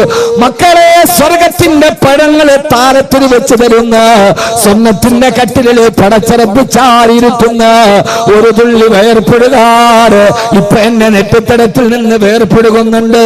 ആ വേർപ്പെടുകുന്നത് എന്തിനെന്നറിയോ? ആരൊക്കെ എന്തൊക്കെ പറഞ്ഞാൽ ഇതിന്റെ മക്കൾക്ക് ഹലാലായ ഭക്ഷണം കൊടുക്കാൻ ഞാൻ അനുഭവിക്കുന്ന വേർപ്പുതുള്ളിയാണിത്. പക്ഷേ ഒരു തുള്ളി വേർപ്പുതുള്ളി നമ്മുടെ ശരീരത്തിൽ നിന്നൊഴുകാറ് നമ്മുടെ ഭാര്യ മക്കൾക്ക് ഭക്ഷണം കൊടുക്കാൻ കഴിയുന്നൊരു ഭൂമിയുണ്ട്. ആ ഭൂമിയാണ് സ്വർഗം. കിളക്കണ്ട പൂത്തണ്ട വെയിൽ കൊള്ളണ്ട, നിനക്കുള്ളതൊന്നും തന്നെ നീ അറിയണ്ട. കൊതിക്കുന്ന പഴമടുക്കുന്നതാ കയറണ്ട, പറിച്ചാലുടൻ മുളക്കുന്നതാ കുറയണ്ട. നീ ആഗ്രഹിച്ചതൊക്കെ നിന്റെ കൺമുമ്പിൽ പടച്ചറപ്പ് നൽകുന്ന ഒരു ലോകത്തേക്കാണ് നിങ്ങളുടെ വാപ്പ പോകുന്നത്. നിങ്ങളെ കാത്തു വാപ്പ എവിടെ ഉണ്ടാകുമെന്ന് പൊട്ടിക്കരയും എന്റെ മക്കളോട് പറയണമെന്ന് എനിക്ക് ആഗ്രഹമുണ്ട്. പക്ഷേ 18 വർഷം കൊണ്ട് കോടാനുകോടി അക്ഷരങ്ങള് ഉമിനീരിൽ തേലത്തി പറഞ്ഞ എനിക്ക് ആ സമയത്ത് മിണ്ടാൻ കഴിയാറ്. അത് കണ്ടുകൊണ്ട് കണ്ണും പൂട്ടി കിടക്കേണ്ടി നിൽക്കുന്നൊരു ദിവസം നിനക്ക് വരാനുണ്ട്. ആ ദിവസമാണ് തുഅമ്മലു ഫിദ്ദുനിയാ തുഅമ്മലു ഫിദ്ദുനിയാ. ഈ ദുനിയാവിലെ ആഗ്രഹങ്ങൾക്ക് അറുതിയിടപ്പെടുന്ന ദിവസം നാളെയാണ് ഞാൻ മരിക്കുന്നത് എന്ന് നമ്മൾ ആര് എന്ന് ഹൃദയത്തിൽ ഉറപ്പിക്കുന്നു. അന്നാണ് നമ്മൾ ജീവിതത്തിൽ മാറാൻ തുടങ്ങുക. ഹബീബായ നബി സല്ലല്ലാഹു അലൈഹി വസല്ലമയുടെ അടുക്കലേക്ക് വന്ന് ഒരു സഹാബി പറഞ്ഞു, യാ റസൂലല്ലാഹ്, നിസ്കാരത്തിൽ ഇഖ്ലാസ് കിട്ടുന്നില്ല നബിയേ. എത്ര നിസ്കരിക്കാൻ കൈകെട്ടിയാലും എല്ലാ പെണ്ണുങ്ങളെയും സംശയമാണല്ലോ. നിസ്കാരത്തിന് കൈകെട്ടുമ്പോ ഭയങ്കര ചിന്തകളാ. നിസ്കാരത്തിൽ ഇഖ്ലാസ് കിട്ടുന്നില്ല നബിയേ. എന്റെ നിസ്കാരത്തിൽ ഇഖ്ലാസ് കിട്ടാൻ ഒരു ദിക്ർ പറഞ്ഞതെടുക്കുമോ? ദിക്റില്ല പെങ്ങളെ, സലാത്തില്ല പെങ്ങളെ. അല്ലാഹുവിന്റെ റസൂൽ പറഞ്ഞു, സ്വഹാബി, നിന്റെ നിസ്കാരത്തിൽ നിനക്ക് ഇഖ്ലാസ് കിട്ടണോ? കന്ന സലാത്ത് മുവദ്ദിഅൻ, യാത്ര പറയാൻ പോകുന്നവന്റെ നിസ്കാരമാണെന്ന് കരുതി നിസ്കരിക്കുക. ഇതെന്റെ അവസാനത്തെ ഇശാ നിസ്കാരമാണ്. നാളെ സുബഹി നിസ്കരിക്കാൻ ഞാൻ ഉണ്ടാവില്ല. ഞാൻ മണ്ണിന്റെ അടിയിലേക്ക് പോകാൻ പോവുകയാ. ഇതൊടുക്കത്തെ നിസ്കാരമാണെന്ന് ഓരോ വക്കത്ത് നിസ്കരിക്കുക. എന്നാ നിന്റെ നിസ്കാരത്തിൽ നിനക്ക് ഇഖ്ലാസ് കിട്ടുമെന്ന് ലോകത്തിന്റെ മുത്ത്, ആദർശത്തിന്റെ സത്ത്, ആമനയുടെ പൊന്നൊളി മുത്ത് നബി മുഹമ്മദ് മുസ്തഫ. അപ്പൊ യഥാർത്ഥത്തിൽ എന്താ ഇതിന്റെ അർത്ഥം? എല്ലാവരെയും അത് ബാധിച്ചിട്ടുണ്ട്, ആണും പെണ്ണും ഒക്കെ. 2025 കേരളത്തിൽ പുരുഷന്മാരെക്കാൾ മദ്യപന്മാർ സ്ത്രീകളാകുമെന്നാണ് പുതിയ സാമൂഹ്യ വകുപ്പിന്റെ സർവേ. സ്ത്രീകൾ മദ്യപിക്കാൻ തുടങ്ങി. 7 വയസ്സുകാരൻ കഞ്ചാവ് വലിക്കാൻ തുടങ്ങി എന്ന് പറഞ്ഞാൽ പണ്ട് കാലത്ത് നമുക്ക് ചിന്തിക്കാൻ പോലും കഴിയാത്തത് ഇന്ന് നമ്മുടെ മുമ്പിൽ. പെണ്ണുങ്ങൾ കല്ലുടിക്കാൻ തുടങ്ങി. ഈ അടുത്ത സമയത്ത് ഈ ആറ്റിങ്ങലെടുത്ത് തന്നെ നാട്ടിൽ നിന്നൊരു പെൺകുട്ടിയെ കെട്ടിച്ചു. വിവാഹബന്ധം ഫെയിലർ ആയപ്പോ മധ്യസ്ഥ ചർച്ചയ്ക്ക് വേണ്ടി പോയപ്പോൾ ആ പെൺകുട്ടി കരഞ്ഞുകൊണ്ട് ഞാനടക്കമുള്ള സദസ്സിൽ പറഞ്ഞത്, ആ വീട്ടിലെ ആണും പെണ്ണും മുഴുവനും വൈകുന്നേരം ടെറസിലിരുന്ന് മദ്യപിക്കും, എന്നെ മദ്യപിക്കാൻ എന്നെ നിർബന്ധിച്ചു, ഞാൻ അതുകൊണ്ടാണ് അവിടെ നിന്ന് ഇറങ്ങി വന്നതെന്നാണ് ഒരു പെൺകുട്ടി ഒരു അനുരഞ്ജന സദസ്സിൽ ഈ മഹലിൽ ആറ്റിങ്ങൽ പരിസരത്തുള്ള ഒരു വീടിനെ കുറിച്ച് പറഞ്ഞു. ഞാൻ വീടൊന്നും പറയുന്നില്ല, കാരണം ഇത് നടുറോട്ടിട്ട് കുത്തിക്കൊല്ലേണ്ട സ്ഥലമാണ്. അതുകൊണ്ട് പട്ടാപ്പകൽ പോകുന്നവനെ പുറകിൽ നിന്ന് മാങ്ങാക്കത്തി കൊണ്ട് എറിയണ നാടായി മാറി. അതുകൊണ്ട് ഞാൻ കൂടുതലേക്ക് പറയുന്നില്ല. ഞാൻ പറയുന്നതിന്റെ അർത്ഥം, ആലപ്പുഴ തീരദേശ ഹൈവേയിൽ പോലീസ് ചെക്ക് ചെയ്യുന്നു മദ്യപിക്കുന്നവരെ നോക്കി. ആ സമയത്തൊരു ഭാര്യയും ഭർത്താവും ഡീസന്റായി കാർ ഓടിച്ചു വന്നു. നിർത്തി അവർ അനലൈസറിൽ ഊതാൻ പറഞ്ഞു. ഊതിയപ്പോൾ ബീപ് ശബ്ദമടിച്ചു. അയാളോട് പറഞ്ഞു, നിങ്ങൾ മദ്യപിച്ചിരുന്നു. അയാൾ പറഞ്ഞില്ല, ഞാൻ മദ്യപിച്ചിട്ടില്ല. പിന്നെ അങ്ങനെ ശബ്ദം കേട്ടി, അത് നിങ്ങളുടെ യന്ത്രം തകരാറാണ്. തർക്കമായി. അവസാനം ഈ വിദ്വാൻ പറഞ്ഞു, അത്രേ ഫ്രണ്ടിൽ മപ്തേക്കിട്ടൊരു പെൺകുട്ടി ഇരിപ്പുണ്ട്, എന്റെ ഭാര്യയാണ് ഇരിക്കുന്നത്, നിങ്ങൾക്ക് സംശയം ഉണ്ടെങ്കിൽ എന്റെ ഭാര്യയെ കൊണ്ട് ഉദിപ്പിക്കാം. ഏതായാലും ഈ യന്ത്രം കേടായത് കൊണ്ടാണോ എന്നറിയാൻ ഈ പോലീസ് ഉദ്യോഗസ്ഥൻ ഭാര്യയോട് പറഞ്ഞു, നിങ്ങളൊന്ന് ഊതാൻ പറഞ്ഞു. അവൾ ഊതി. അപ്പോഴും ശബ്ദം കേട്ടു. അപ്പോൾ ഇയാൾ പറഞ്ഞു, ഞാൻ അപ്പോഴേ പറഞ്ഞില്ലേ യന്ത്രം കേടാന്ന്. എന്റെ ഭാര്യ ഊതിയിട്ട് പറയുന്നത് ശബ്ദം കേൾക്കുന്നു, അപ്പൊ ഈ യന്ത്രം കേടാന്ന് ഞാൻ പറഞ്ഞില്ല, ഞാൻ നിരപരാധിയാണ്. ആ പോലീസ് ഓഫീസർ പറഞ്ഞത് നിരപരാധിയാണ്. അവരോട് പറഞ്ഞു, സോറി, എനിക്ക് തെറ്റുപറ്റി. ഇതോടെ പരിശോധന അവസാനിപ്പിച്ചു. യന്ത്രം കേടാ, പിന്നെ എന്ത് പരിശോധന? അവർ രണ്ടുപേരെയും വിട്ടയച്ചു. യഥാർത്ഥത്തിൽ തെറ്റുപറ്റിയത് ആർക്കാ? SI-ക്കാണ്. ഇവളും കുടിച്ചിട്ടുണ്ട്. ഇതൊരു സാങ്കല്പിക കഥയല്ല, ഇത് റൊമാൻറ്റിക്. ഇത് വിക്ടർ യുഗോടെ നാടകത്തിന്റെ റൊമാൻറ്റിക് ഭാവനയൊന്നുമല്ല, ചിരിക്കാൻ പറയുന്നതുമല്ല. നമ്മുടെ വീടിന്റെ ഉള്ളിൽ 5ാം ക്ലാസ്സിൽ പഠിക്കുന്ന കുട്ടിക്ക് പോലും നെറ്റിൽ നിന്ന് ഡൗൺലോഡ് ചെയ്ത് ഇഷ്ടപ്പെട്ട വെബ്സൈറ്റിൽ നിന്ന് ഇഷ്ടപ്പെട്ട വിഭവങ്ങൾ തിരഞ്ഞെടുക്കാൻ കഴിയുന്ന രീതിയിൽ ലോകം മുഴുവനും ഒരു ഗ്ലോബൽ പോലെ അവന്റെ കൈവെള്ളയിൽ ഒതുങ്ങിക്കഴിഞ്ഞു. ഞാൻ ഇന്നെന്റെ വീട്ടിൽ വെറുതെ ഒരു പുതിയ കാർ എടുക്കുന്ന കാര്യം വെറുതെ ചർച്ച ചെയ്യുന്ന കുറെ അവന്റെ മൂത്ത മോടി വന്നു. 10 വയസ്സ് കഴിഞ്ഞു. അവന്റെ മൊബൈൽ എടുത്തിട്ട് പറഞ്ഞു, വാപ്പി ഇതെടുത്താൽ മതി, പുതിയ വണ്ടിയാണ്. ഞാൻ പറഞ്ഞു, മോനെ ഇതെവിടെ നിർത്തി? അത് നെറ്റിലുണ്ടോ വാപ്പി? ഞാൻ അത്ഭുതപ്പെട്ടു പോയി. ഞാൻ പറഞ്ഞു നീ വാക്കവിയുടെ മോൻ തന്നെ. അപ്പൊ യഥാർത്ഥത്തിൽ അത് ഒരു വാഹനമായതുകൊണ്ട് ശരി, അങ്ങനെ ഇരിക്കട്ടെ. എന്നാൽ അതിൽ നിന്ന് ഞാൻ മനസ്സിലാക്കേണ്ടത് എന്താ? ഞാൻ എപ്പോഴേ ഭാര്യയോട് പറഞ്ഞു, മൊബൈലിന് കുട്ടികളുടെ മുമ്പിൽ വെക്കാൻ പാടില്ല. എന്റെ ഭാര്യയുടെ അപ്പം ഞാൻ പറഞ്ഞു, മൊബൈൽ ഇനി കുട്ടികളുടെ മുമ്പിൽ അവന് 10 വയസ്സായി കൈയെത്തുന്ന ദൂരത്ത് വെക്കാൻ പാടില്ല. നീ അറിയാതെ അവർ മൊബൈൽ ഉപയോഗിക്കാൻ പാടില്ല. ഈ ഒരവസ്ഥയിൽ ലോകം മുഴുവനും, പണ്ടൊക്കെ നമുക്കിത് പറയാൻ കഴിയോ? ഞാൻ പറഞ്ഞതിന് വാർത്ത പറഞ്ഞുകൊണ്ടിരുന്നിട്ട് കാര്യമൊന്നുമില്ല.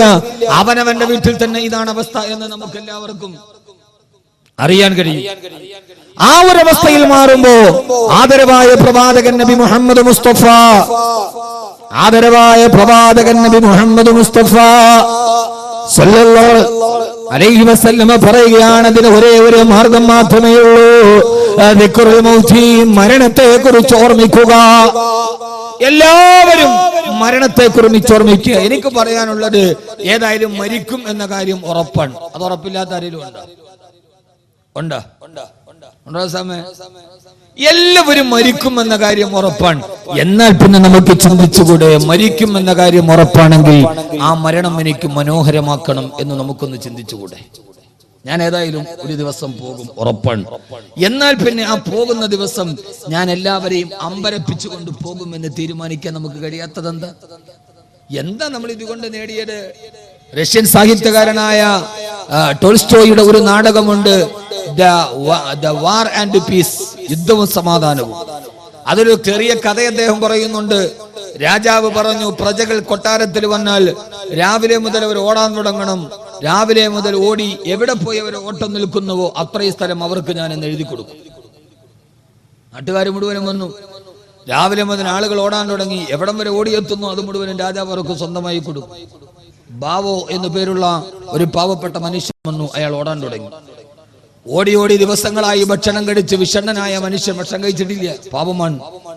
ഓടി തളർന്ന് തൊണ്ട വളർന്നപ്പോ ആളുകൾ കൊണ്ടുപോയി വെള്ളം കൊടുത്തു. അയാൾ പറഞ്ഞു, വെള്ളം കുടിക്കാൻ നിൽക്കാൻ എനിക്ക് സമയമില്ല, അത്രയും സമയം കൂടി ഓടി തീർത്താൽ അത്രയും മണ്ണ് കൂടി എനിക്ക് സ്വന്തമാണ്. അവസാനം ഓടി ഓടി തളർന്നു മരണവെപ്രാളമായി. ആളുകൾ വെള്ളം കൊണ്ടുപോയി കൊടുത്തു. അപ്പോഴും പറഞ്ഞു, ഇല്ല, ഒരടി കൂടി ഓടിയാൽ അത്ര മണ്ണും കൂടി എനിക്ക് സ്വന്തമാണ്. അവസാനം അയാൾ ആ പാതപടിയിൽ തളർന്നു വീണു മരിച്ചു. രാജാവ് പറഞ്ഞവൻ ഓടിയ സ്ഥലം ഞാൻ അവന് കൊടുക്കാമെന്ന് പറഞ്ഞാണ് ഒന്ന് അളന്നു നോക്കാൻ പറഞ്ഞു. രാജകിങ്കരന്മാർ വന്ന അയാൾ ഓടിയ സ്ഥലം അളന്നു നോക്കി. കൃത്യം 6 അടി ഉണ്ടായിരുന്നു. 6 അടി അവന് കൊടുത്തു. നിങ്ങളൊന്ന് ചിന്തിച്ചു നോക്കി, ഈ കഥയ്ക്ക് നമ്മുടെ ജീവിതവുമായി വല്ല സാമ്യമുണ്ടോ? ഒന്ന് എന്നെ നോക്കി. ഞാൻ ഈ പറഞ്ഞ കഥയ്ക്ക് നമ്മുടെ ജീവിതമായി എന്തെങ്കിലും ഒരു സാമ്യമുണ്ടോ? ഒന്ന് നന്നായിട്ട് ഉറങ്ങാൻ കഴിയാതെ, ഒന്ന് നന്നായി വിശ്രമിക്കാൻ കഴിയാതെ, നന്നായിട്ടൊരു ഭക്ഷണം കഴിക്കാൻ കഴിയാതെ, ഭാര്യയുടെയും മക്കളുടെ കൂടെയും ഒരു അല്പനേരം സ്വന്തമായിട്ടൊന്ന് ഇരിക്കാൻ കഴിയാതെ, നമ്മുടെ മാതാപിതാക്കളോട് കുശലം ചോദിക്കാൻ പോലും സമയമില്ലാതെ, ഒരു മുണ്ട് പോലും എടുത്തെടുക്കാൻ കഴിയാതെ, രോഗമുണ്ടെന്നറിഞ്ഞിട്ടും ഡോക്ടറെ പോലും കാണാൻ പോലും സമയം കിട്ടാതെ നമ്മൾ ഇങ്ങനെ ഓടി ഓടി ഓടി ഓടി ഓടി ഓടി സമ്പാദിച്ചിട്ടും ഏറ്റവും അവസാനം നമുക്ക് സ്വന്തമായി കിട്ടിയത് എന്താണ്? എന്താ സ്വന്തമായി കിട്ടിയത്? 6 അടി മണ്ണ്. 6 അടി മണ്ണിന്റെ ജന്മി എന്ന് പഴയൊരു പാട്ട് കേട്ടിട്ടുണ്ട്.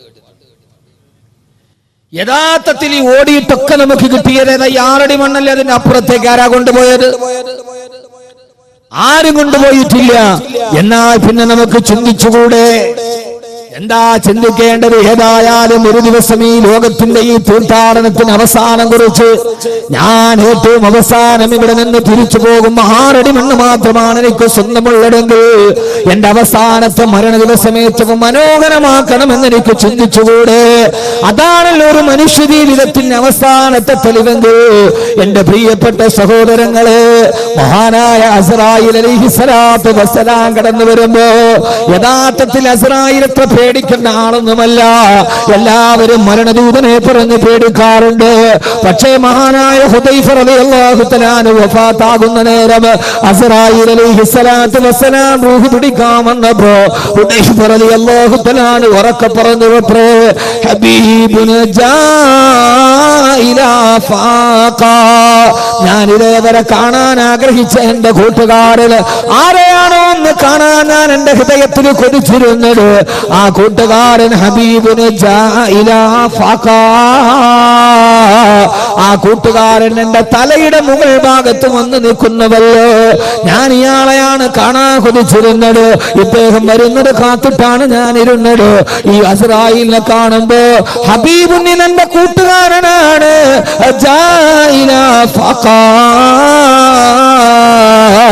എന്റെ തലയുടെ മുകളിൽ ആ കൂട്ടുകാരൻ വന്നു നിന്നല്ലോ എന്ന് പറയാൻ കഴിയുന്ന അവസ്ഥയിലേക്ക് സഹോദരങ്ങളെ നമ്മുടെ ജീവിതത്തെ മാറ്റിയെടുക്കുക. ഏത് സമയത്ത് വിട പറഞ്ഞാലും ആ സമയത്ത് സന്തോഷത്തോടെ വിട പറയാ. മഹാനായ സയ്യിദുനാ അബൂബക്കർ സിദ്ദീഖ് റളിയല്ലാഹു അൻഹു, മഹാനായ അബൂബക്കർ സിദ്ദീഖ് റളിയല്ലാഹു തആല അൻഹു ഒന്ന് രണ്ട് മരണങ്ങൾ പറഞ്ഞിട്ട് രണ്ടാമതൊരു മൂലി കൂടി പ്രവാചകൻ പറയുന്നുണ്ട്. അത് നമ്മുടെ ജീവിതത്തിലേറെ പ്രാവർത്തികമാക്കാനുള്ളതാ. മഹാനായ അബൂബക്കർ റളിയല്ലാഹു തആല സക്കറാത്തിന്റെ വേദനയിൽ കിടക്കുമ്പോ പ്രിയപ്പെട്ട പുത്രി ആയിഷ റളിയല്ലാഹു തആല ഉപ്പാന്റെ അടുക്കലേക്ക് വരികയാ. ഉപ്പാന്റെ മരണവേദന കണ്ടിട്ട് ഉപ്പാന്റെ ചാരത്ത് നിന്ന് പൊട്ടിക്കരഞ്ഞിട്ട് ആയിഷ റളിയല്ലാഹു തആല പറഞ്ഞു, ഉപ്പ മരണപ്പെട്ടു പോയാൽ പിന്നെ ഉപ്പാക്ക് പകരം നിങ്ങൾക്ക് ആരാണുള്ളത്? ഉപ്പാക്ക് പകരം മറ്റൊരാളില്ലല്ലോ ഉപ്പാ. അപ്പോഴാണ് അബൂബക്കർ റളിയല്ലാഹു തആല പറഞ്ഞു, മോളെ ആയിഷ, മരണമെത്തിയാൽ അങ്ങനെ പറയണമെന്നല്ലല്ലോ ഖുർആൻ പറഞ്ഞത്. സക്റത്തുൽ മൗതി ബിൽ ഹഖ് ദാലിക മാ കുനത മിൻഹു തഹീദ്. അങ്ങനെയല്ലേ ഖുർആൻ പറഞ്ഞു തന്നത്. നീ ആഗ്രഹിച്ചാടെ ഓടി ഒളിച്ച മരണം നിന്റെ കൺമുമ്പിലെത്തി, നിന്നെ ഇതാ മരണം പിടികൂടാൻ പോവുകയാണ്. അങ്ങനെയല്ലേ പറയേണ്ടത് ആയിഷ. ഇത് കേട്ട ആയിഷ റളിയല്ലാഹു തആല കരയാൻ തുടങ്ങി. വബിയലു യുസ്തസഖൽ ഗമാമു ബിവജ്ഹിഹി ഹിമാലുൽ യതാമാ ഇസ്മത്തുൽ അറാമിലി. മരണവെപ്രാളത്തിൽ പടയുന്ന പിതാവിന്റെ ചാരത്ത് തന്നെ പൊട്ടിക്കരന്നുകൊണ്ട് ആയിഷ റളിയല്ലാഹു തആല പറഞ്ഞു, ഉപ്പ, ചുവപ്പ് കലർന്ന വെളുപ്പ് നിറമുള്ള എന്റെ ഉപ്പ, നിങ്ങളെ തവസ്സുലാക്കി ദുആ ചെയ്തപ്പോഴല്ലേ ആകാശത്ത് നിന്ന് മഴ പെയ്തത്? നിങ്ങൾ അനാഥകളുടെ സംരക്ഷകനായിരുന്നുവല്ലോ, നിങ്ങൾക്ക് പാവങ്ങൾക്ക് ഒരത്താണിയായിരുന്നുവല്ലോ. ഉപ്പാന്റെ ചാരത്ത് നിന്ന് ആയിഷ റളിയല്ലാഹു തആല പൊട്ടിക്കരയവേ അബൂബക്കർ റളിയല്ലാഹു തആല പറഞ്ഞു, ആയിഷ, അതെന്നെ കുറിച്ചല്ല നീ എങ്ങനെ പറയേണ്ടത്. ഫദാക റസൂലുള്ളാഹ്, ഫദാക റസൂലുള്ളാഹ്. അത് അല്ലാഹുവിന്റെ റസൂലിനെ കുറിച്ച് പറയേണ്ടതാണ് ആയിഷ. അത് അല്ലാഹുവിന്റെ റസൂലിനെ കുറിച്ചല്ലേ പറയേണ്ടത് എന്ന് പറഞ്ഞ തീരവേ ആയിഷ ബിവിയോട് പറഞ്ഞു, മോളെ, ഉപ്പാടെ മുഖവും ശരീരവും മൂടാൻ ഒരു വെള്ള തുണി എടുത്തുകൊണ്ട് വാ മോളെ. ഇതാണ് മരണമെന്നറിയാണ് മകളോട് വസിയത്ത് ചെയ്ത് മകള് തുണിയെടുക്കാനോട്. ഇത് കേട്ട സഹാബത്ത് ചോദിച്ചു, അമീറുൽ മുഅ്മിനീൻ, അങ്ങ് മരണത്തിന്റെ വക്കീലാണല്ലോ, രോഗം മൂർച്ഛിച്ചുവല്ലോ, ഞങ്ങൾ നിങ്ങൾക്ക് വേണ്ടി ഒരു വൈദ്യനെ വിളിച്ചു കൊണ്ടുവരട്ടെ? അബൂബക്കർ റളിയല്ലാഹു അൻഹു എന്നെ മറുപടി വന്നു, ഓ വൈദ്യനെ നിങ്ങൾ വിളിക്കണ്ട, വൈദ്യൻ എന്നെ വന്ന് സന്ദർശിച്ചിട്ട് ഇപ്പൊ തിരിച്ചു പോയതേയുള്ളൂ, ഞങ്ങളെ കണ്ടില്ലല്ലോ. ആട്ടെ, പരിശോധിച്ച വൈദ്യൻ എന്നാണ് റിസൾട്ട് പറഞ്ഞത്? ബഹുമാനപ്പെട്ട അബൂബക്കർ റളിയല്ലാഹു തആല എന്നെ മറുപടി, എന്നെ പരിശോധിച്ചിട്ട് വൈദ്യൻ എന്നോട് പറഞ്ഞു, ഇന്നി ഫആലുന ലിമാ ഉരീദ്, നീ എന്റെ അടുക്കലേക്ക് വരാൻ പോവുകയാ, എന്താണോ എനിക്ക് തോന്നുന്നത് അതുപോലെ നിന്നോട് ഞാൻ പെരുമാറുമെന്ന് ആ സന്ദർശകൻ എന്നോട് പറഞ്ഞിട്ടാണ് പോയതെന്ന് മഹാനായ സയ്യിദുനാ അബൂബക്കർ സിദ്ദീഖ് റളിയല്ലാഹു തആല അൻഹു. സഹോദരങ്ങളെ, ആയിഷ റളിയല്ലാഹു തആല വെള്ള തുണിയുമായി വരുമ്പോ അശ്ഹദു അല്ലാ ഇലാഹ ഇല്ലല്ലാഹ് വഅശ്ഹദു അന്ന മുഹമ്മദർ റസൂലുള്ളാഹ് അവസാനത്തെ വിശുദ്ധവാക്യം പറഞ്ഞിട്ട് മഹാനായ അബൂബക്കർ റളിയല്ലാഹു തആല അൻഹു വിട പറയാൻ തീരുമാനിച്ചിരുന്നുവെങ്കിൽ എന്റെ പ്രിയപ്പെട്ട സഹോദരങ്ങളെ, എന്റെ പ്രിയപ്പെട്ട സഹോദരിമാരെ, എനിക്ക് പറയാനുള്ളത് ഈ ആധുനിക ലോകത്തിന്റെ അസുരഭാവങ്ങളെ നമ്മുടെ ജീവിതത്തിലേക്ക് പകർത്താനല്ല, അവസാനം വിട പറയുന്ന നേരം നല്ലവനായി വിട പറയാ എന്റെ പുതിയ ന്യൂ ജനറേഷൻ തലമുറയോട് നിങ്ങൾ ഈ ജീവിതത്തിൽ ഇങ്ങനെ അടിച്ചു പൊളിച്ച് ജീവിക്കാനല്ല, പിന്നെയോ അവസാനം വിട പറയുന്ന പോലെ അള്ളാഹുവിന്റെ വിശുദ്ധമായ ദീനിനു വേണ്ടി ജീവിച്ചു മരിച്ചു പോയ ഒരു യഥാർത്ഥ ചെറുപ്പക്കാരനെ പോലെ, ഉമറിനെ പോലെ, ഖാലിദിനെ പോലെ, സൈദിനെ പോലെ, മഹാനായ ഹംസത്തുൽ റളിയല്ലാഹു അൻഹുവിനെ പോലെ അവസാനം വിട പറയുന്ന നേരം എന്റെ ജീവിതം റബ്ബിന് വേണ്ടി സമർപ്പിച്ചതാ, എന്റെ ജീവിതം ഇസ്ലാമിന് വേണ്ടി സമർപ്പിച്ചതാ, ഞാൻ എന്റെ ജീവിതം മുഴുവൻ പടച്ചറപ്പിന്റെ തൃപ്തിക്ക് ജീവിച്ചതാ. അവസാനം വിട പറയുന്ന നേരത്ത് നാളെ പരലോകത്ത് കിട്ടുന്ന സ്വർഗത്തിന്റെ ഛായാചിത്രം അവനവന്റെ കൺമുമ്പുകളിൽ തെളിഞ്ഞു കണ്ട് സുന്ദരമായി വിട പറയാ പുതിയ തലമുറയ്ക്ക് കഴിയാതെ പോയാ, ന്യൂ ജനറേഷന് കഴിയാതെ പോയാ. നമ്മുടെ ലോകമെന്ന് പേരിട്ട് കൊടുത്തൊരു പേരാണ് ജൂനറേഷൻ എന്ന് പറഞ്ഞാൽ പുതിയ തലമുറ, ന്യൂ ജനറേഷൻ എന്ന് പറഞ്ഞാൽ പുതിയ തലമുറ. ആരാണ് ന്യൂ ജനറേഷൻ ഫ്രീക്കന്മാരെന്നറിയോ?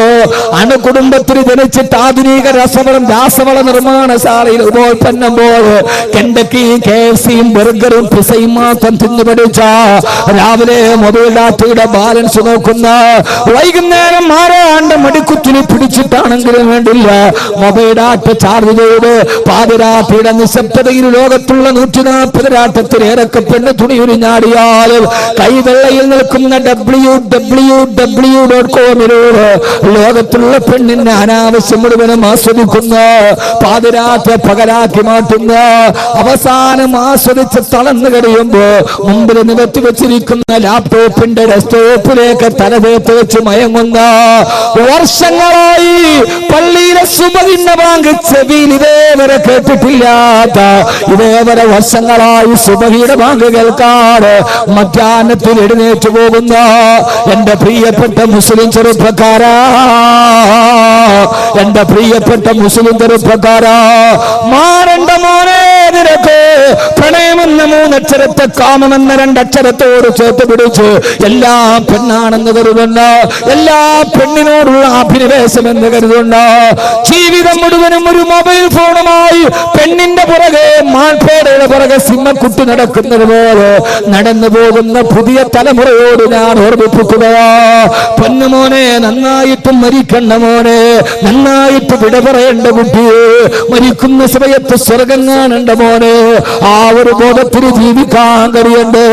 അങ്ങനെ ബോധത്തിൽ ജീവിച്ചപ്പോഴാണ് മഹാനായ ഖാത്തമുൽ അസ്മർ റളിയല്ലാഹു തആല അൻഹു 30 വർഷക്കാലം തന്റെ ഉസ്താദായ സക്കീഖുൽ ബൽഖിയുടെ വീട്ടിൽ പഠിക്കാൻ പോയി.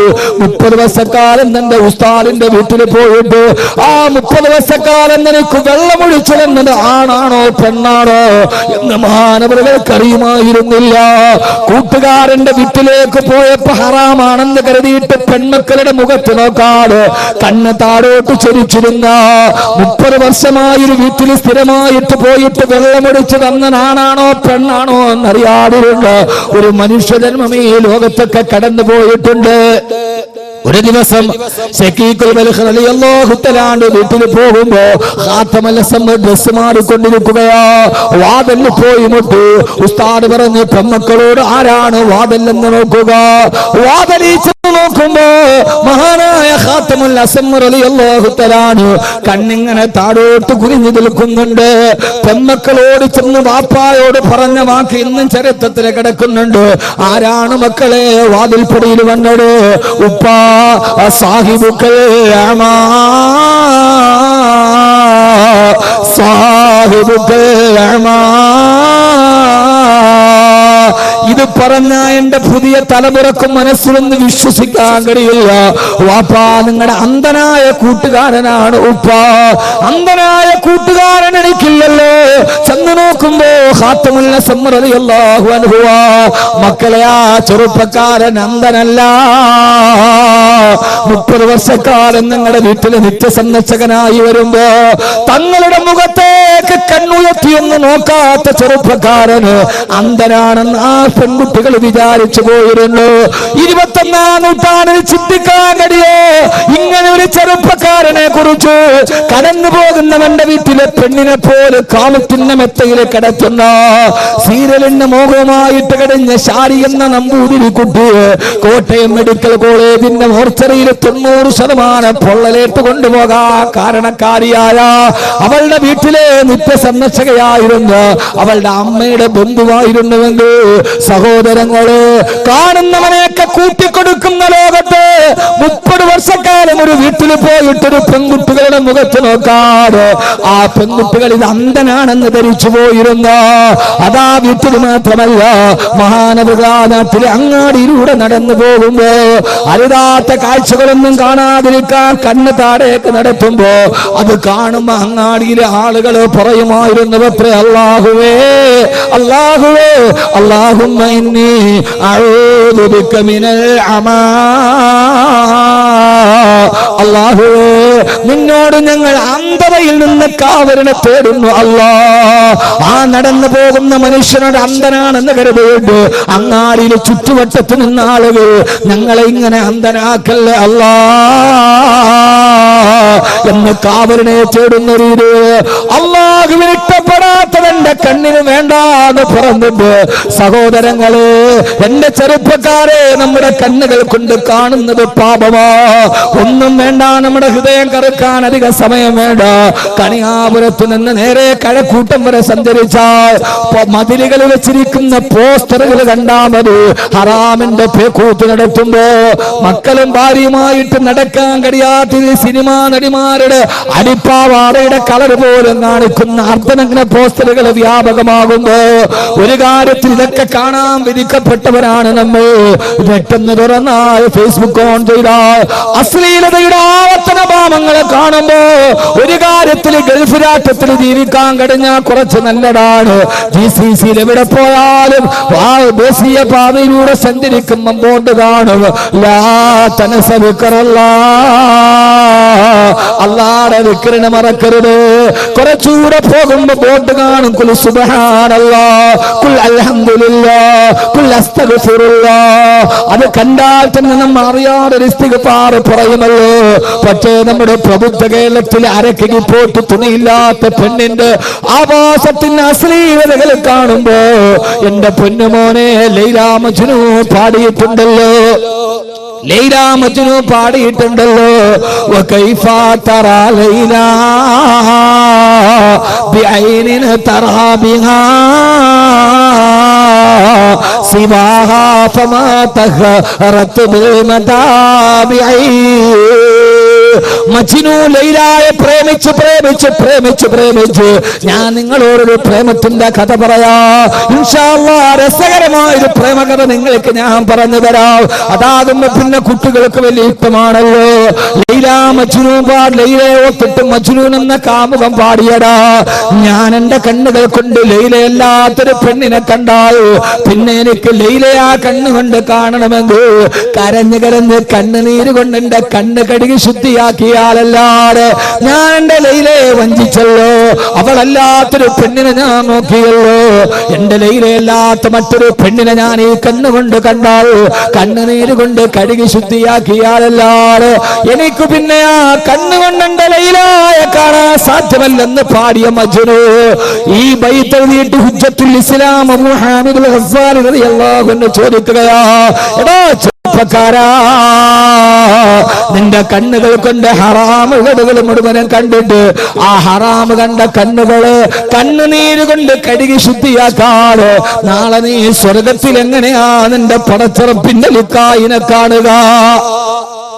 ആ കണ്ണുകൊണ്ട് നിനക്ക് അല്ലാണ്ട് ലിക്കായിനെ കാണാൻ പറ്റുമോ?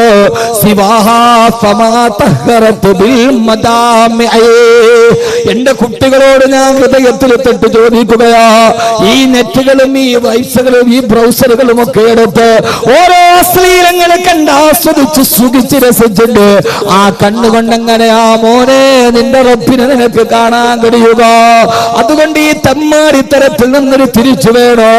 ഹൃദയത്തിൽ ഉറപ്പിക്കണേ, കണ്ണൊക്കെ തമൂത്തുകഥാ, നാളെ ഞാൻ മരിക്കുമെന്ന കാര്യം ഉറപ്പാക്കുക. അല്ലാഹു തൗഫീഖ് നൽകട്ടെ. അപ്പൊ നാളെ മരിക്കുമെന്നൊരു ഉറപ്പിച്ചാൽ അയാൾ ജീവിതത്തിൽ ഏറ്റവും നല്ലത് ചെയ്യാൻ തീരുമാനിക്കും, നല്ലത് പറയാൻ തീരുമാനിക്കുക, ഏറ്റവും നല്ല വാക്കുകൾ അവൻ പറയുക. ഏറ്റവും നല്ല വാക്ക് അവൻ പറയുക. ഏറ്റവും നല്ല വാക്യതാ എന്ന് പറയും. ഏറ്റവും നല്ല വാക്യതാ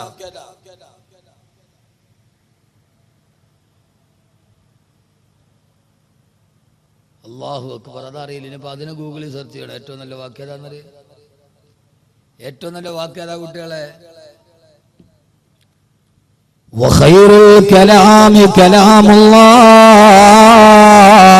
ഏറ്റവും നല്ല വാക്ക് അല്ലാഹുവിന്റെ കലാമായ ഖുർആനാണ്. ഏറ്റവും നല്ല വാക്ക് ഖുർആനാണ്. റസൂലുള്ളാഹി സ്വല്ലല്ലാഹു അലൈഹി വസല്ലം പറഞ്ഞു, ഒരാൾക്ക് ഈ കാലത്ത് നന്നാവണമെന്ന് ആഗ്രഹമുണ്ടെങ്കിൽ ഒന്ന് മരണത്തെ ഓർമ്മിക്കുക, രണ്ട് തിലാവത്തുൽ ഖുർആൻ, ഖുർആൻ പാരായണം ചെയ്യുക. എന്ത് ചെയ്യുക?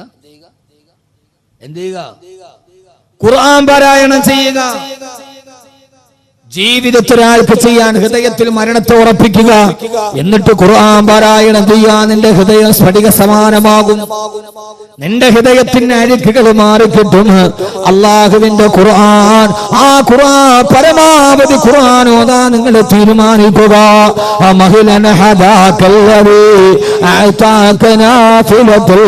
ഖുർആനി ഫീഹി മവാഇദും വതഫ്സീലു. പരമാവധി അല്ലാഹുവിന്റെ ഖുർആൻ പാരായണം ചെയ്യാൻ ശ്രമിക്കുക. അല്ലാഹു ഖുർആൻ പഠിക്കാൻ അല്ലാഹു തൗഫീഖ് നൽകട്ടെ. ആമീൻ പറ, ഉറക്കെ പറ. അല്ലാഹു ഖുർആൻ പഠിക്കാൻ അല്ലാഹു തൗഫീഖ് നൽകട്ടെ. ഞാൻ എൻ്റെ സഹോദരങ്ങളോട് സഹോദരിമാരോട് വളരെ കൃത്യമായി പറയാൻ, നമ്മുടെ കുട്ടികളെ ഖുർആൻ പഠിപ്പിക്കണം. ആ കാര്യത്തിൽ നമുക്ക് വന്ന വീഴ്ച നമ്മുടെ സമൂഹത്തെ മുഴുവനും ഗുരുതരമായി ബാധിച്ചിട്ടുണ്ട്. അല്ലാഹുവിന്റെ വിശുദ്ധമായ ഖുർആൻ, ആ ഖുർആനിനെ പരമാവധി എത്രത്തോളം പഠിപ്പിക്കാൻ കഴിയോ ആ ഒരു കാലം നമ്മുടെ കാലഘട്ടത്തിൽ നിന്ന് മാറിപ്പോയി. സന്ധ്യാസമയത്ത് യാസീൻ ഓതിയിരുന്ന, വാഖിയ ഓതിയിരുന്ന, മക്കളെ ഇരുത്തിയിട്ട് സലാത്ത് ചൊല്ലിയിരുന്ന ആ ഒരു സന്ധ്യകൾ നമുക്ക് മാറിപ്പോയി. എന്നിട്ട് അതിനു പകരം നമ്മൾ ആരായി മാറിയെന്നറിയുമോ? ഇന്ന് നമ്മുടെ ഭക്തിയുടെ സന്ധ്യ എന്തേ? ഞാൻ നിങ്ങളോടൊരു പരമാർത്ഥം പറഞ്ഞുതരാം, നിങ്ങൾ എന്നോട് ദേഷ്യപ്പെട്ടിട്ട് കാര്യമൊന്നുമില്ല. പറഞ്ഞുതരട്ടെ? അതോർത്തിട്ട് നിങ്ങൾക്ക് എന്നോട് പരിഭവം വേണ്ട, ബാക്കവി അത് പറഞ്ഞല്ലോ എന്ന് വേണ്ട. പക്ഷെ പറയുന്നത് കൃത്യമാണ്. ഏറ്റവും നല്ല മതസൗഹാർദ്ദ പ്രഭാഷകനുള്ള അവാർഡ് വാങ്ങിച്ച ആളാണ് ഞാൻ. അത് പറഞ്ഞിട്ടാണ് ഞാൻ പറയാ. പെണ്ണുങ്ങൾ ഉണ്ടല്ലോ അല്ലോ അതൊക്കെ. എവിടെയാണ്? ബൈക്കില്. ആ, തങ്ങൾ അവിടെ തന്നെ ഇരിക്കട്ടെ. നമ്മുടെ മക്കൾ, ആ മക്കളോട് നമുക്ക് വർത്താനം പറയാൻ സമയമില്ല. മക്കൾ ഇങ്ങോട്ടാ വർത്താനം പറയും. മോനും ബാപ്പായും കൂടെ രാത്രി വർത്താനം പറഞ്ഞ സമയം എവിടെ? സന്ധ്യക്കിരുത്തിയിട്ട് ഖുർആൻ ഉദിച്ച സമയം എവിടെ? ആ സന്ധ്യ എവിടെ? നമ്മുടെ ആ പൗരാണികതയുടെ സന്ധ്യ നമുക്ക് മറന്നുപോയി. കാരണം സന്ധ്യാസമയം എന്ന് പറഞ്ഞാൽ ഭക്തിയുടെ സമയമാണെന്ന് ഏഷ്യാനെറ്റുകാരനും സൂര്യക്കാരനും അറിയാം. അതുകൊണ്ട് സന്ധ്യാസമയത്ത് മഗ്‌രിബിന്റെ സമയത്താണ് ഭക്തിയുടെ സീരിയലുകൾ പ്രക്ഷേപണം ചെയ്യുക. ശ്രീ ഗുരുവായൂരപ്പൻ, ശ്രീ ശബരിമല അയ്യപ്പൻ, ഈ സീരിയലുകൾക്ക് സമയം ഏത് സമയം? ഏതാ സമയം? ഗുരുവായൂരപ്പന്, ശബരിമല അയ്യപ്പനോടൊക്കെ ഉള്ള ഭക്തിയുടെ സീരിയൽ ഏഷ്യാനെറ്റും സൂര്യൻ വിടുന്ന ഏത് ടൈമിലാ? നിങ്ങൾക്ക് അറിഞ്ഞൂടാ? നിങ്ങളിതൊന്നും നോക്കാത്ത മുത്തക്കീങ്ങളാണ് പിന്നെ നിങ്ങൾ ഉടലോടെ സ്വർഗത്തിൽ പോണ ആളുകൾ. നിങ്ങളിതൊന്നും അറിയാത്ത ഇത്രയും വലിയ മുത്തക്കീങ്ങളായിട്ടിരുന്ന നിങ്ങളോട് ആരോടാ പറയാ? പക്ഷേ സഹോദരങ്ങളെ, മഗ്‌രിബിന്റെ സമയത്താണ് ഇത് രണ്ടും പ്രക്ഷേപണം ചെയ്യുക. ഒരു കാലത്ത് പള്ളിയിലും മസ്ജിദുൽ ബാജാബയിലും മഗ്‌രിബിന്റെ ബാങ്ക് കേട്ടാൽ അല്ലാഹു അക്ബർ, അല്ലാഹു അല്ലാഹു അക്ബർ. ആ ബാങ്ക് കേട്ടാൽ ആ സമയത്ത് നമ്മുടെ വീട്ടിൽ സൂറത്തുൽ വാഖിഅ ഉണ്ടായിരുന്നു, യാസീൻ ഓതുമായിരുന്നു കാരണവന്മാരും മക്കളുമെല്ലാം. ഇന്ന് ആ സമയത്ത് പള്ളിയിലെ മഗ്‌രിബിന്റെ ബാങ്ക് വിളിക്കുമ്പോ ആ സമയത്ത് പെങ്ങളെ നീ ഒന്ന് ടിവി ഓൺ ചെയ്താൽ ആ സമയത്താണ് ഏഷ്യാനെറ്റിലെ ഗുരുവായൂരപ്പന്റെ സീരിയൽ തുടങ്ങുന്നത്.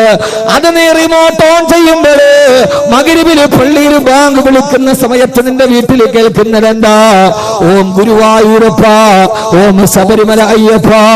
മഗ്‌രിബിന്റെ സമയത്ത് വാഖിയും യാസീനും ഓതുന്ന സമയത്ത് അറിയാതെങ്കിലും നീ നിന്റെ വീട്ടിൽ ശിർക്കിന്റെ പദം പറയിപ്പിച്ചില്ല പെങ്ങളെ. പിന്നെ എങ്ങനെയാ നിന്റെ വീട്ടിൽ അല്ലാഹുവിന്റെ ബറക്കത്തുണ്ടാവുക? ആ സീരിയൽ ഒന്ന് ഓൺ ചെയ്യുമ്പോ ആ വിളികളോടെ നിന്റെ മഗ്‌രിബിന്റെ സമയം തുടങ്ങുമ്പോ ബോധപൂർവമോ അല്ലാതെ ആ സമയത്ത് നിന്റെ വീട്ടിലെ ശിർക്കിന്റെ പദം നീ പറയിപ്പിച്ചവളാണ്.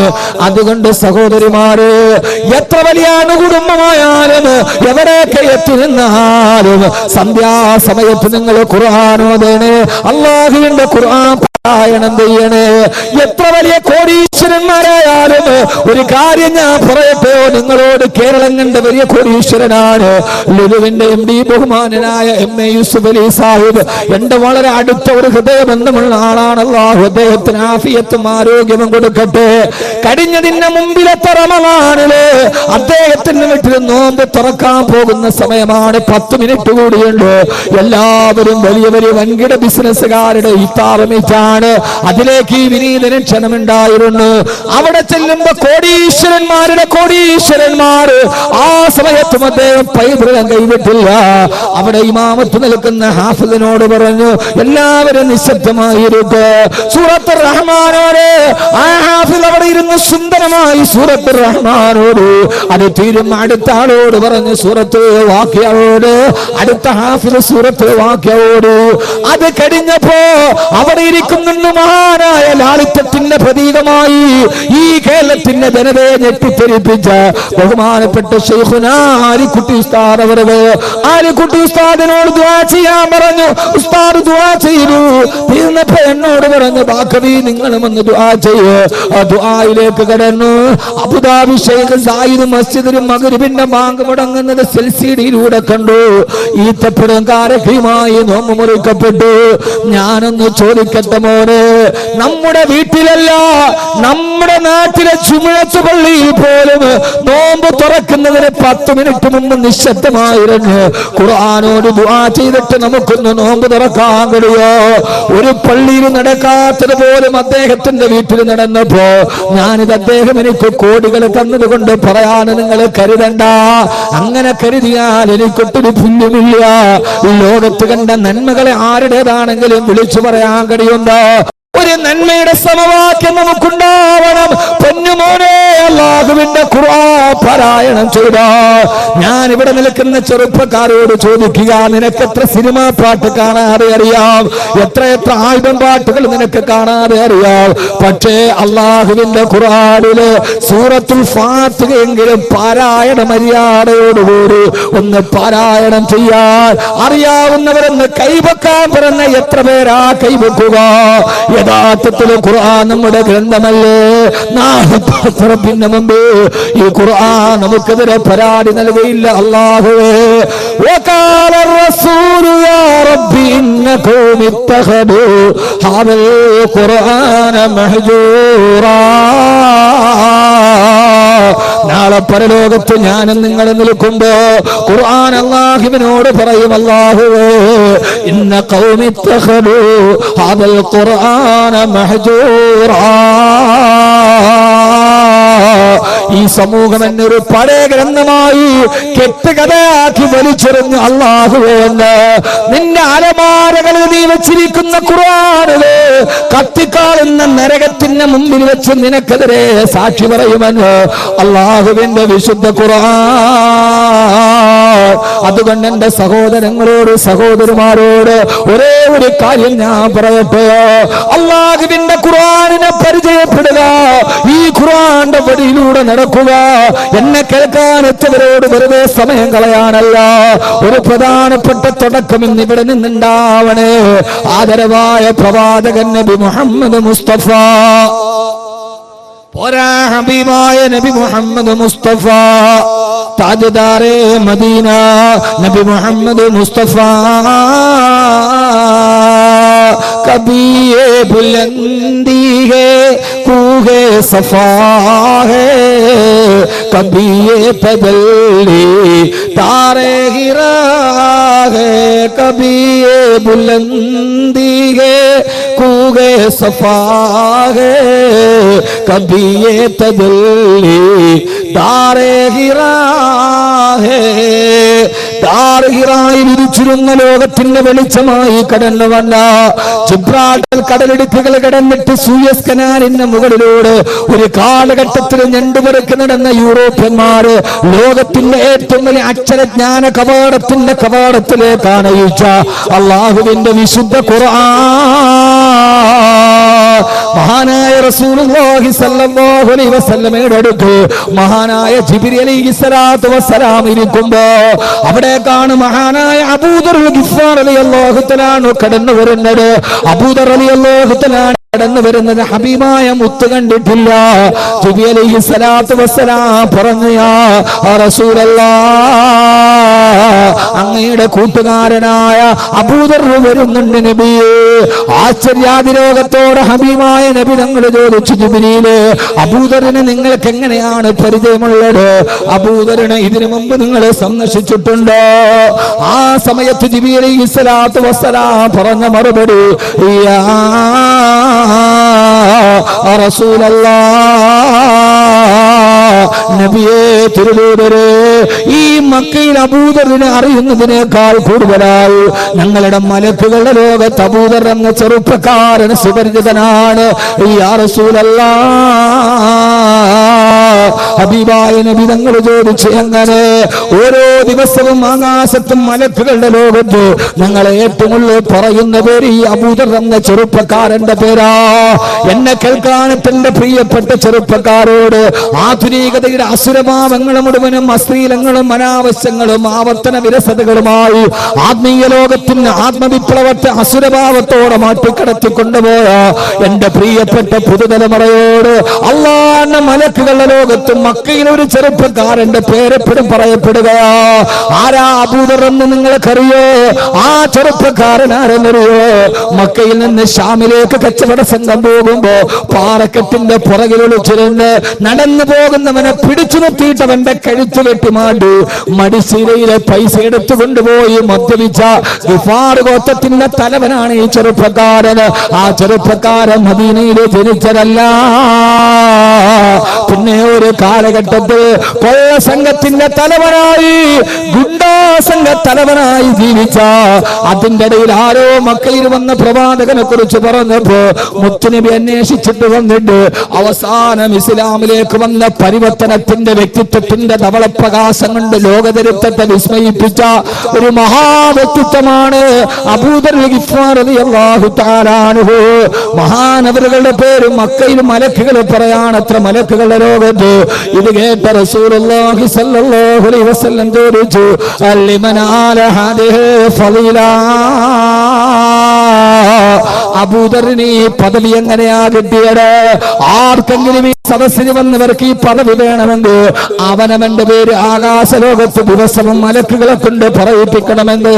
മോനെ ബെയ്ച്ച് ഷെഡിന്റെ മുകളിലല്ല, രക്തസാക്ഷി മണ്ഡപത്തിന്റെ മുകളിലല്ല, നേതാവ് ചൂണ്ടിക്കാണിച്ചവനെ പാതിരാത്തിരി പതിയിരുന്നിട്ടവന്റെ പള്ളയിലേക്ക് പിച്ചാത്തിപ്പിടി കുത്തിക്കയറ്റി കുടൽമാലയുടെ ഇടയിൽ കൊടിപതാക പൊക്കിയതിന് സമ്മാനം കിട്ടിയ രക്തസാക്ഷി മണ്ഡപത്തിന്റെ പുറകിലല്ല, അല്ലാഹുവിന്റെ മലക്കുകളുടെ ലോകത്തിന്റെ പേരെഴുതപ്പെടണോ?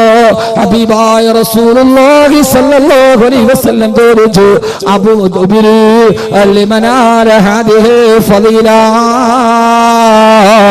അബൂദറിന് ഈ പദവി കിട്ടാൻ ഏത് സൽക്കർമ്മമാണ് അബൂദർ ചെയ്തത്? ജിബ്രീൽ അലൈഹിസ്സലാത്തു വസ്സലാം പറഞ്ഞ മറുപടി ഇതേവരെ എന്നെ കേട്ട ഓരോ ആണിനോടും പെണ്ണിനോടും ഞാൻ കൈമാറുകയാണ്. കൈമാറലല്ല അഹമ്മദ് കബീറിന് മറ്റൊന്ന് കഴിയില്ലല്ലോ. അല്ലാഹുവിന്റെ റസൂലിനോട് ജിബ്രീൽ അലൈഹിസ്സലാത്തു വസ്സലാം പറഞ്ഞു, വകാന യുക്സിറു ഖിറാഅത സൂറത്തുൽ ഇഖ്ലാസ്, വകാന യുക്സിറു ഖിറാഅത സൂറത്തുൽ ഇഖ്ലാസ്. അദ്ദേഹം ജീവിതത്തിൽ ധാരാളമായി സൂറത്തുൽ ഇഖ്ലാസ് പാരായണം ചെയ്യുന്ന ആളാ. ഖുൽ ഹുവല്ലാഹു അഹദ് അല്ലാഹുസ് സമദ് ലം യലിദ് വലം യൂലദ് വലം യകുൽ ലഹു കുഫുവൻ അഹദ്. ഖുർആൻ ഓതാത്തത് എന്തെന്ന് ചോദിച്ചു നിങ്ങളെ ഞാൻ പേടിപ്പിക്കുകയല്ല. നിങ്ങൾക്ക് ഏതൊരാൾക്കും ഓതാൻ കഴിയുന്ന, നിങ്ങളുടെ ഹൃദയത്തിന് മാറ്റമുണ്ടാക്കി തരുന്ന, നിങ്ങളുടെ പാപമംഗലമായ ഹൃദയത്തെ വജ്രസമാന സ്ഫടികമാക്കി സ്ഫുടം ചെയ്ത് സ്ഫടികമാക്കി തരുന്ന ആ ഖുർആൻ നിങ്ങൾക്ക് എന്തേ പാരായണം ചെയ്തുകൂടാ? ഞാൻ പറയുന്നത് സൂറത്തുൽ ബഖറ ഓതുന്നതിന്റെ പ്രതിഫലമല്ല, സൂറത്തുൽ മാഇദ ഓതുന്നതിന്റെ പ്രതിഫലമല്ല. ദിവസവും നിനക്ക് ഓതാൻ കഴിയുന്ന പെങ്ങളെ മുട്ടമടിക്കുമ്പോ, മക്കളെ സ്കൂളിൽ വിടാൻ ഡ്രസ് ഒരുക്കി കൊടുക്കുമ്പോ, മിക്സിയിൽ അരച്ചുകൊണ്ടിരിക്കുമ്പോ, അടുക്കളയിൽ ജോലി ചെയ്യുമ്പോ, നിന്റെ ചുണ്ടുകൊണ്ട് ഖുൽ ഹുവല്ലാഹു അഹദ് അല്ലാഹുസ് സമദ് ലം യലിദ് വലം യൂലദ് വലം യകുൽ ലഹു കുഫുവൻ അഹദ്. ഈ സൂറത്ത് ഓതിയാൽ നിന്റെ പേര് സ്വർഗ്ഗലോകത്തും മലക്കുകളുടെ ലോകത്ത് എന്നും പറയപ്പെടുമെന്ന് ഹബീബായ നബിയുനാ റസൂലുള്ളാഹ് സ്വല്ലല്ലാഹു അലൈഹി വസല്ലം. എന്താ ചെയ്തൂടെ? ഞാൻ വെറുതെ മാനസിക പരിവർത്തനം ഉണ്ടാക്കാൻ ഖുർആൻ ഓതിയാ മതി എന്ന് പറയല്ല. മോനെ ഒരു കസേരയും എടുത്ത മോനെ ഓതിയാ മതി എന്ന് പറയല്ല. ഇവിടെ ഉണ്ട് പറഞ്ഞു തരികയല്ല. ഇത് കേൾക്കാമെന്ന് ഏതൊരു കുട്ടിക്ക് ഓതാൻ പറ്റും. ഇനി അറിയില്ലെങ്കിൽ അവന് എളുപ്പത്തിൽ പഠിക്കാൻ കഴിയും. ഖുർആൻ പഠിക്കണം. അള്ളാഹു തൗഫീക്ക് നൽകട്ടെ. ആമീൻ പറ. ഞാൻ ആമീൻ കേട്ടിട്ട് എങ്ങാനും പഠിക്കാൻ തോന്നിയാലും ഓർത്തിട്ട് അള്ളാഹു പഠിക്കാൻ തൗഫീക്ക് നൽകട്ടെ. ഖുർആൻ ഒരു അത്ഭുതമാണ്. ഖുർആനെ കുറിച്ച് പ്രസംഗിച്ചാൽ തിരുവച്ച പിന്നെ പറയാൻ പറ്റും. എല്ലാം നമ്മളെ പഠിപ്പിച്ചത് ഖുർആനാണ്. എഴുതാൻ മാത്രമല്ല വായിക്കാനും എണ്ണാനും നമ്മളെ പഠിപ്പിച്ചത് ഖുർആനാണ്. എൻ്റെ കുട്ടികളോട് ഞാൻ പറയാം, ഖുർആൻ നിങ്ങൾ പഠിക്കണം. എണ്ണാൻ പഠിപ്പിച്ചത് ഖുർആനാണ്. 1 2 3 4 5 6 7 8 9 10 11 12 ഇങ്ങനെ ആദ്യമായിട്ട് നമുക്ക് എണ്ണൽ സംഖ്യ പഠിപ്പിച്ചാരാ? ഇത് മരിക്കുമ്പോൾ ഓതാനുള്ള ഗ്രന്ഥം മാത്രമല്ല. സമയമില്ല. 1 2 3 4 5 6 എണ്ണാൻ പഠിപ്പിച്ചാരാ? ആരാ സമയം? അംഗൻവാടി പോയപ്പോ ടീച്ചർ അല്ലേ? അങ്ങനെയല്ലേ? അല്ലെ LKG-യിലും. അപ്പൊ ഇന്നിപ്പോ LKG UKG ഇല്ല. അന്ന് 1 മുതൽ 10 വരെ. നമ്മുടെയൊക്കെ കാലത്ത് LKG ഇല്ല, UKG ഇല്ല, +1 ഇല്ല, +2 ഇല്ല. 1 മുതൽ 10 വരെ. 10 കഴിഞ്ഞാൽ പിന്നെ PDC പരമദരിദ്രവാസി കോഴ്സ്.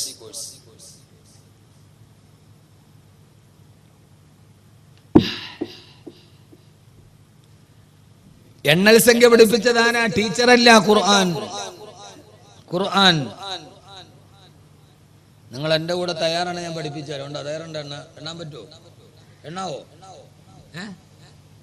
എണ്ണൽ സംഖ്യ പഠിപ്പിച്ച ഖുർആനാണ്. എപ്പം ഞാൻ തെളിവ് സഹിതം പറഞ്ഞുതരാം. നിങ്ങൾ എണ്ണോ എൻ്റെ കൂടെ?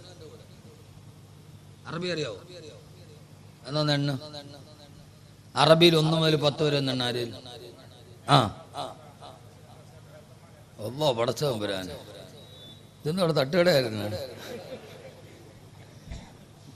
അൽഹംദുലില്ലാ, മാഷാ അല്ലാഹ്. പഠിക്കും. 1 മുതൽ 10 വരെ പഠിപ്പിച്ചാരാ കുട്ടി? LKG-യിലെ ടീച്ചറല്ല.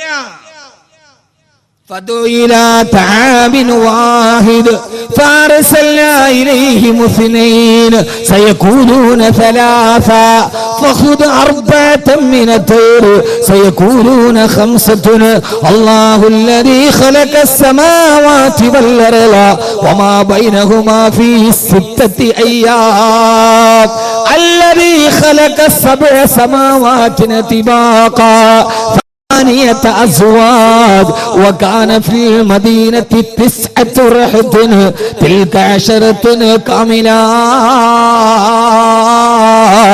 إن عدة الشهور عند الله 12 شهرا إني رأيت 11 كوكبا إن عدة الشهور عند الله 12 شهرا.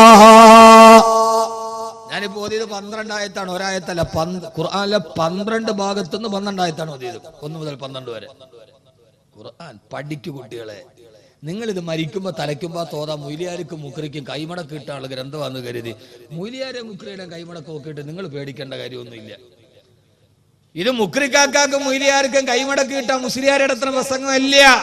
ഇനി മൊയ്ലിയാർക്കും മുക്രിക്കാക്കും കൈമടക്ക് ഒത്തിട്ട് നിങ്ങളാരും ബേജാറാവേണ്ട കാര്യമില്ല. കാരണം ലോകത്തിലെ വലിയ കോടീശ്വരന്മാര് കടക്കണമെന്ന് ആത്മഹത്യ ചെയ്തിട്ടുണ്ട്. ലോകത്തിലെ ഏറ്റവും വലിയ ശമ്പളത്തിൽ ജോലി ചെയ്യുന്ന മുക്രിക്കാക്ക ഇന്ന് വരെ കടക്കണമെന്ന് ആത്മഹത്യ ചെയ്ത ചരിത്രം കേട്ടിട്ടില്ല. ഉണ്ടോ? ഒണ്ടേ പറയും ലോകത്തിലെ വലിയ കോടീശ്വരന്മാര് കടം വന്നിട്ട് ആത്മഹത്യ ചെയ്തിട്ടുണ്ട്. ലോകത്തിലെ ഏറ്റവും ചെറിയ ശമ്പളം ആരാ? മുക്രിക്കാക്കയുടെ ശമ്പളം ക്ലോസറ്റിലെ വെള്ളം ഒരേപോലെ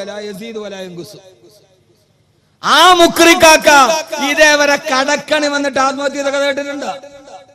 അപ്പൊ അതോർത്തിട്ട് ആരും ബേജാറാവേണ്ട, അത് അല്ലാഹ് വഴിക്കൊക്കെ നടത്തിക്കോളൂ. പക്ഷേ ഇത് ഖുർആൻ എന്ന ശാസ്ത്ര ഗ്രന്ഥത്തെ പഠിക്കണം. നിങ്ങൾ എന്റെ കൂടെ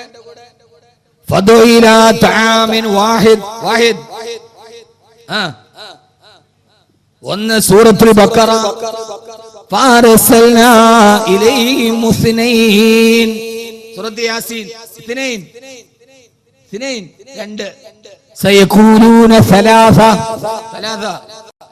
3, സൂറത്തുൽ കഹ്ഫ് ഫഖുദ് അർബഅതൻ മിനത് തൈർ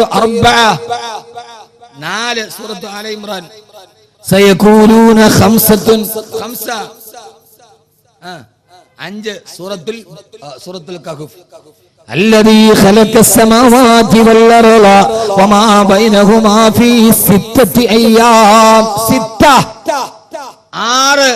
സൂറത്തുൽ മുഅ്മിൻ الذي خلق السبع 7, സൂറത്തുൽ മുൽക്ക് സൂറത്തുൽ നൂഹ് 8 أزواج 8, സൂറത്തുൽ അൻആം وكان في المدينة 9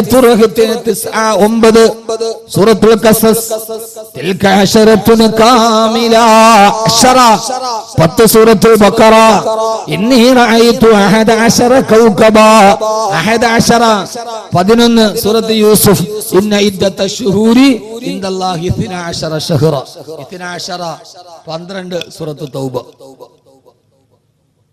2 മണിക്കൂർ ഇരിക്കും, ഞാൻ പറഞ്ഞുതരാം ഖുർആൻ എന്തൊക്കെ പഠിപ്പിച്ചിട്ടുണ്ടെന്ന്. അതുകൊണ്ട് ഖുർആൻ ഓതണം. ഇത് ലോകത്തിലെ പ്രപഞ്ചത്തിന്റെ ആമുഖ പുസ്തകമാണ്. ഇത് ശാസ്ത്രലോകത്തിന് വിരൽ ചൂണ്ടിക്കൊടുത്ത ഖുർആനാണ്. ഗതാഗത നിയമം, ഞാൻ മണക്കാട് നിൽക്കുമ്പോഴാണെന്ന് എനിക്ക് തോന്നുന്നത്, ഖുർആനും ഗതാഗത നിയമം ഒരു 7 വെള്ളിയാഴ്ച പുസ്തകമുള്ളൂ. ഖുർആനും ട്രാഫിക് നിയമം. നിങ്ങൾ ഹൈവേയുടെ അടുത്ത് താമസിക്കുന്നതല്ലേ? ഞാൻ ഇങ്ങോട്ട് വന്നപ്പോൾ ഒരു ബൈക്ക്, ഒരു പൾസറിന്റെ 220 ആണെന്ന് തോന്നുന്നു, അതിന്റെ മുകളിൽ ഒരുത്തിരുന്നിട്ട് ഈ വെടിയുണ്ട് വെരി ഗുഡ് പോണ പോലെ പോകണം. ഞാൻ ഒരുത്ത എന്റെ വണ്ടിയുമേ വന്ന് കയറി. അവ ഈ വെടി കൊണ്ട വെരി ഇരിക്കണ എന്നെ കുളത്തിന് മുകളിൽ തവള ഇരിക്കണോ ഇങ്ങനെ ഇരിക്കും. ആ സൈലൻസർ ഫ്ലൂട്ട് കട്ട് ചെയ്തിട്ട് ഒരു അന്തം വിട്ട സൗണ്ട്. ലോകത്താദ്യമായി സ്പീഡ് ലിമിറ്റ് സൂക്ഷിക്കണം എന്ന് പറഞ്ഞ ഗ്രന്ഥം ഖുർആനാണ്. അറിയോ? 40 സൈൻ ബോർഡിൽ എഴുതിയ 40 പോകാവൂ എന്ന് ട്രാഫിക് നിയമം ആദ്യം പഠിപ്പിച്ചത് ഖുർആനാണ്.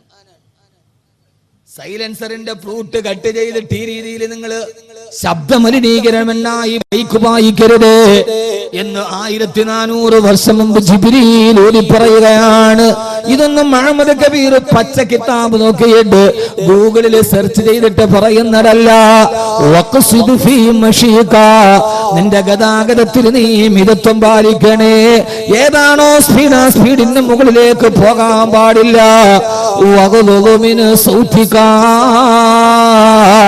ഗതാഗതത്തിൽ അരോചകമായ ശബ്ദമുണ്ടാക്കാൻ പാടില്ല. സൈലൻസറിന്റെ ഫ്ലൂട്ട് കട്ട് ചെയ്തിട്ട് അന്തരീക്ഷം പൊല്യൂഷൻ ഉണ്ടാക്കുന്ന, സൗണ്ട് പൊല്യൂഷൻ ഉണ്ടാക്കുന്ന ഒരു രീതി നിങ്ങൾ പാടില്ലെന്ന് 14 നൂറ്റാണ്ടുകൾക്ക് മുമ്പ് അള്ളാഹുവിന്റെ വിശുദ്ധ ഖുർആൻ. എന്തിനേറെ നിനക്കൊരു വാഹനമുണ്ട്, ആ വാഹനം പൊടി പിടിച്ച് അഴുക്ക് പിടിച്ച് വാഹനം ഓടിക്കരുത്. വാഹനം കൃത്യമായി കഴുകി വൃത്തിയാക്കിയിട്ട് ഓടിക്കണേന്ന് ലോകത്ത് പറഞ്ഞ ഒരേ ഒരു ഗ്രന്ഥമുണ്ടെങ്കിൽ അതെന്റെ റബ്ബിന്റെ ഗ്രന്ഥമാണ്.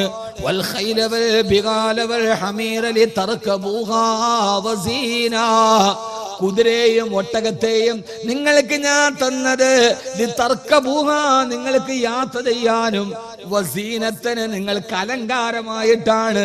അതുകൊണ്ട് അലങ്കാര വസ്തു പൊടി പിടിക്കാൻ പാടില്ല. പാടുണ്ടോ എന്ന് ലോകത്തോട് പറഞ്ഞ ഗ്രന്ഥമാണ് ഖുർആൻ. ഈ ഖുർആൻ ഒരാൾ ഹാഫിളായാലും അതിൻ്റെ അകത്ത് അവൻ ഏറ്റവും വലിയ ശാസ്ത്രജ്ഞനായി എന്നാണ്. അള്ളാഹു നമുക്ക് ബോധം തരട്ടെ. അള്ളാഹു നമുക്ക് ബോധം തരട്ടെ. അതുകൊണ്ട് എൻ്റെ പ്രിയപ്പെട്ട സഹോദരങ്ങളോട് സഹോദരിമാരോട് ജീവിതത്തിൽ ചെയ്യാൻ കഴിയുന്ന ഏറ്റവും വലിയ അനുഗ്രഹമാണ് അള്ളാഹുവിൻ്റെ ഖുർആൻ പാരായണം ചെയ്യുക, അത് പഠിക്കുക. അതിൽ ഏറ്റവും ചെറിയൊരു സൂറത്താണ് സൂറത്തുൽ ഇഖ്ലാസ്. ഖുൽ ഹുവല്ലാഹു അഹദ്. ഉറക്കം അറിയാവുന്നവരൊക്കെ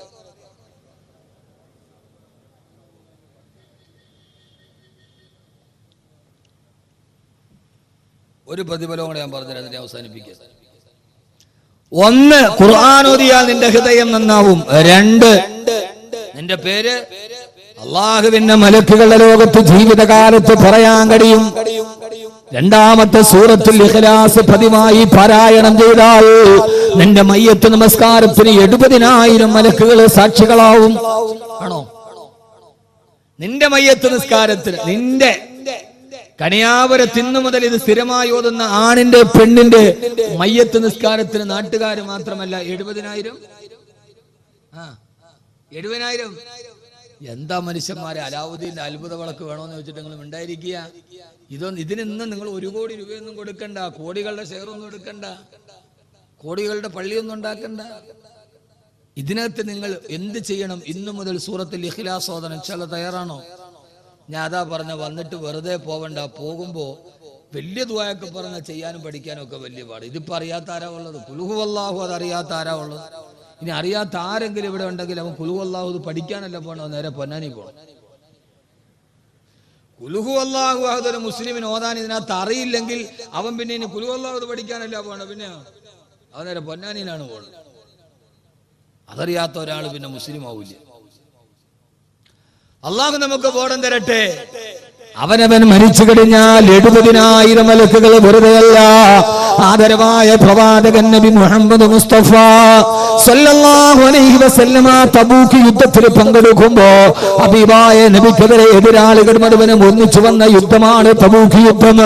ആ തബൂക്ക് യുദ്ധത്തിൽ പങ്കെടുക്കുമ്പോ ഹബീബായ നബിയുടെ നേരം മജൂസികളും നസ്രാനികളും കുഫാറുകളും അടക്കം വലിയൊരു പടയാ. അല്ലാഹുവിന്റെ റസൂലിന്റെ സഹാബത്ത് യുദ്ധത്തിനിറങ്ങുമ്പോ മജൂസി പട്ടാളം, ആനപ്പട്ടാളം പാഞ്ഞു വരികയാ.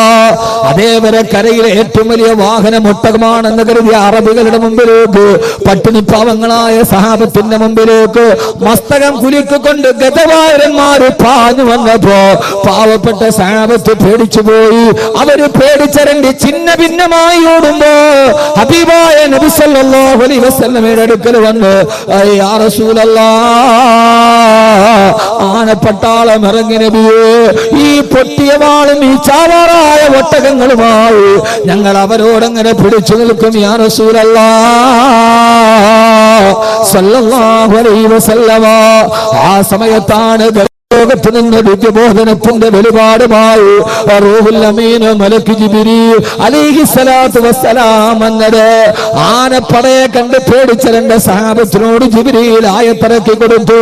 അലം തറ കൈഫ ഫഅല റബ്ബുക ബി അസ്ഹാബിൽ ഫീൽ അലം യജ്അൽ കൈദഹു ഫീ തളീൽ വഅർസല അലൈഹിം طيرا أبابيل ترميهم بحجارة من سجيل فجعلهم كعصف مأكول. ഓ നബിയേ, ആരെ കണ്ടിട്ട് പേടിക്കുന്നത് എന്തിന് നബിയേ? ആരുമില്ലാത്ത സമയത്ത് കൈബാറിയത്തെ തകർക്കാമെന്ന് അപരഹത്തിന്റെ ആനപ്പെട് വെട്ടുകിളികളുടെ ചുണ്ടിലിരിക്കുന്ന ചരൽക്കല്ല് കൊണ്ട് തകർത്തെറിഞ്ഞത് ഞാനല്ല നബിയേ. ആനപ്പട്ടാളം വെട്ടുകിളിയുടെ മുമ്പിൽ പരാജയപ്പെട്ടിട്ട് ഓടിയപ്പോ മക്കയിലെ കുട്ടികൾ ആനപ്പട്ടാളത്തെ കളിയാക്കിയത് ഓർമ്മയില്ല നബിയേ. ഐനല്ലിലാഹു വല്ലിലാഹു താലിബൂ والأرنم المغلوب ليس الغالب. അടയ്ക്കാ കുരുവികൾ വന്ന് കല്ലെറിഞ്ഞപ്പോ ഭീമാകാരമായ ആനപ്പട്ടാളം മക്കയിലൂടെ ചെതറിയോടുന്നത് കണ്ടപ്പോ അന്നത്തെ തെരുവ് കുട്ടികൾ ആനപ്പട്ടാളക്കാരെ നോക്കിയിട്ട് കളിയാക്കി പാടിയ പാരടിപ്പാട്ടാണിത്. ഐനല്ലിലാഹു വല്ലിലാഹു താരിബൂ വല്ലറനമുൽ മഗ്ലൂബു ലൈസൽ ഗാലിബൂ. മുറിമൂക്കൻ രാജാവ് തോറ്റോടിയല്ലോ. അർണമെന്ന് പറഞ്ഞാൽ മുറിമൂക്കൻ രാജാവ് ഓടിപ്പോകുന്നല്ലോ എന്ന് പാടുന്ന രീതിയിൽ അവരെ തകർത്തില്ല നബിയെ.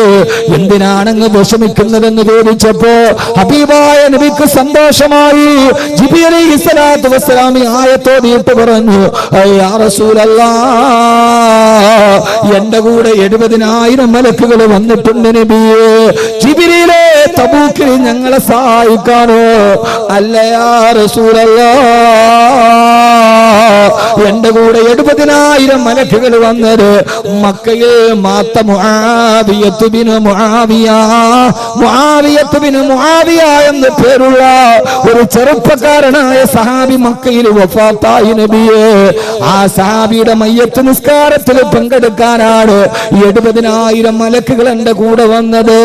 അല്ലാഹുവിന്റെ റസൂൽ അത്ഭുതപ്പെട്ടു നിൽക്കുമ്പോ മുത്തുനബിയെ, മക്കയിൽ മരിച്ച മുആവിയുടെ മയ്യത്ത് തബൂക്കിൽ നിന്നുണ്ട്, അങ്ങേക്ക് നിസ്കരിക്കണോ നബിയെ? വേണം ജിബ്രീൽ. സഹാബത്ത് ഒളിയെടുത്തിട്ട് വന്നു. ജിബ്രീൽ അലൈഹിസ്സലാത്തു വസ്സലാം ചിറക് കൊണ്ട് ഭൂമിയിൽ നടിച്ചപ്പോ മുആവിയുടെ മയ്യത്ത് മക്കയിൽ കാണാൻ പറ്റുന്ന രീതിയിൽ ഭൂമി മുഴുവൻ സമതലമായി. അവിടെ നിന്നുകൊണ്ട് മക്കയിൽ കിടക്കുന്ന മുആവിയത്ത് ബിൻ മുആവിയ എന്ന സഹാബിയുടെ മയ്യത്ത് നേരിട്ട് കണ്ട് ഹബീബായ നബി തങ്ങളെ സഹാബത്തും മയ്യത്ത് നിസ്കാരം നിർവഹിച്ചു. നബിയെ, ഇനി 70,000 മലക്കുകളുമായി ഞാൻ പോവുകയാണ്. എവിടേക്ക് ജിബ്രീൽ? മുആവിയത്ത് ബിൻ മുആവിയുടെ മയ്യത്ത് നിസ്കാരത്തിൽ പങ്കെടുക്കാൻ തിരുനൂബരെ. അല്ലാഹുവിന്റെ റസൂൽ ചോദിച്ചു, മുആവിയ, മരിക്കുന്ന നേരത്തെ 70,000 മലക്കുകളെ മയ്യത്ത് നിസ്കാരത്തിൽ പങ്കെടുക്കാൻ മുആവിയത്ത് ബിൻ മുആവിയ ലിമനാല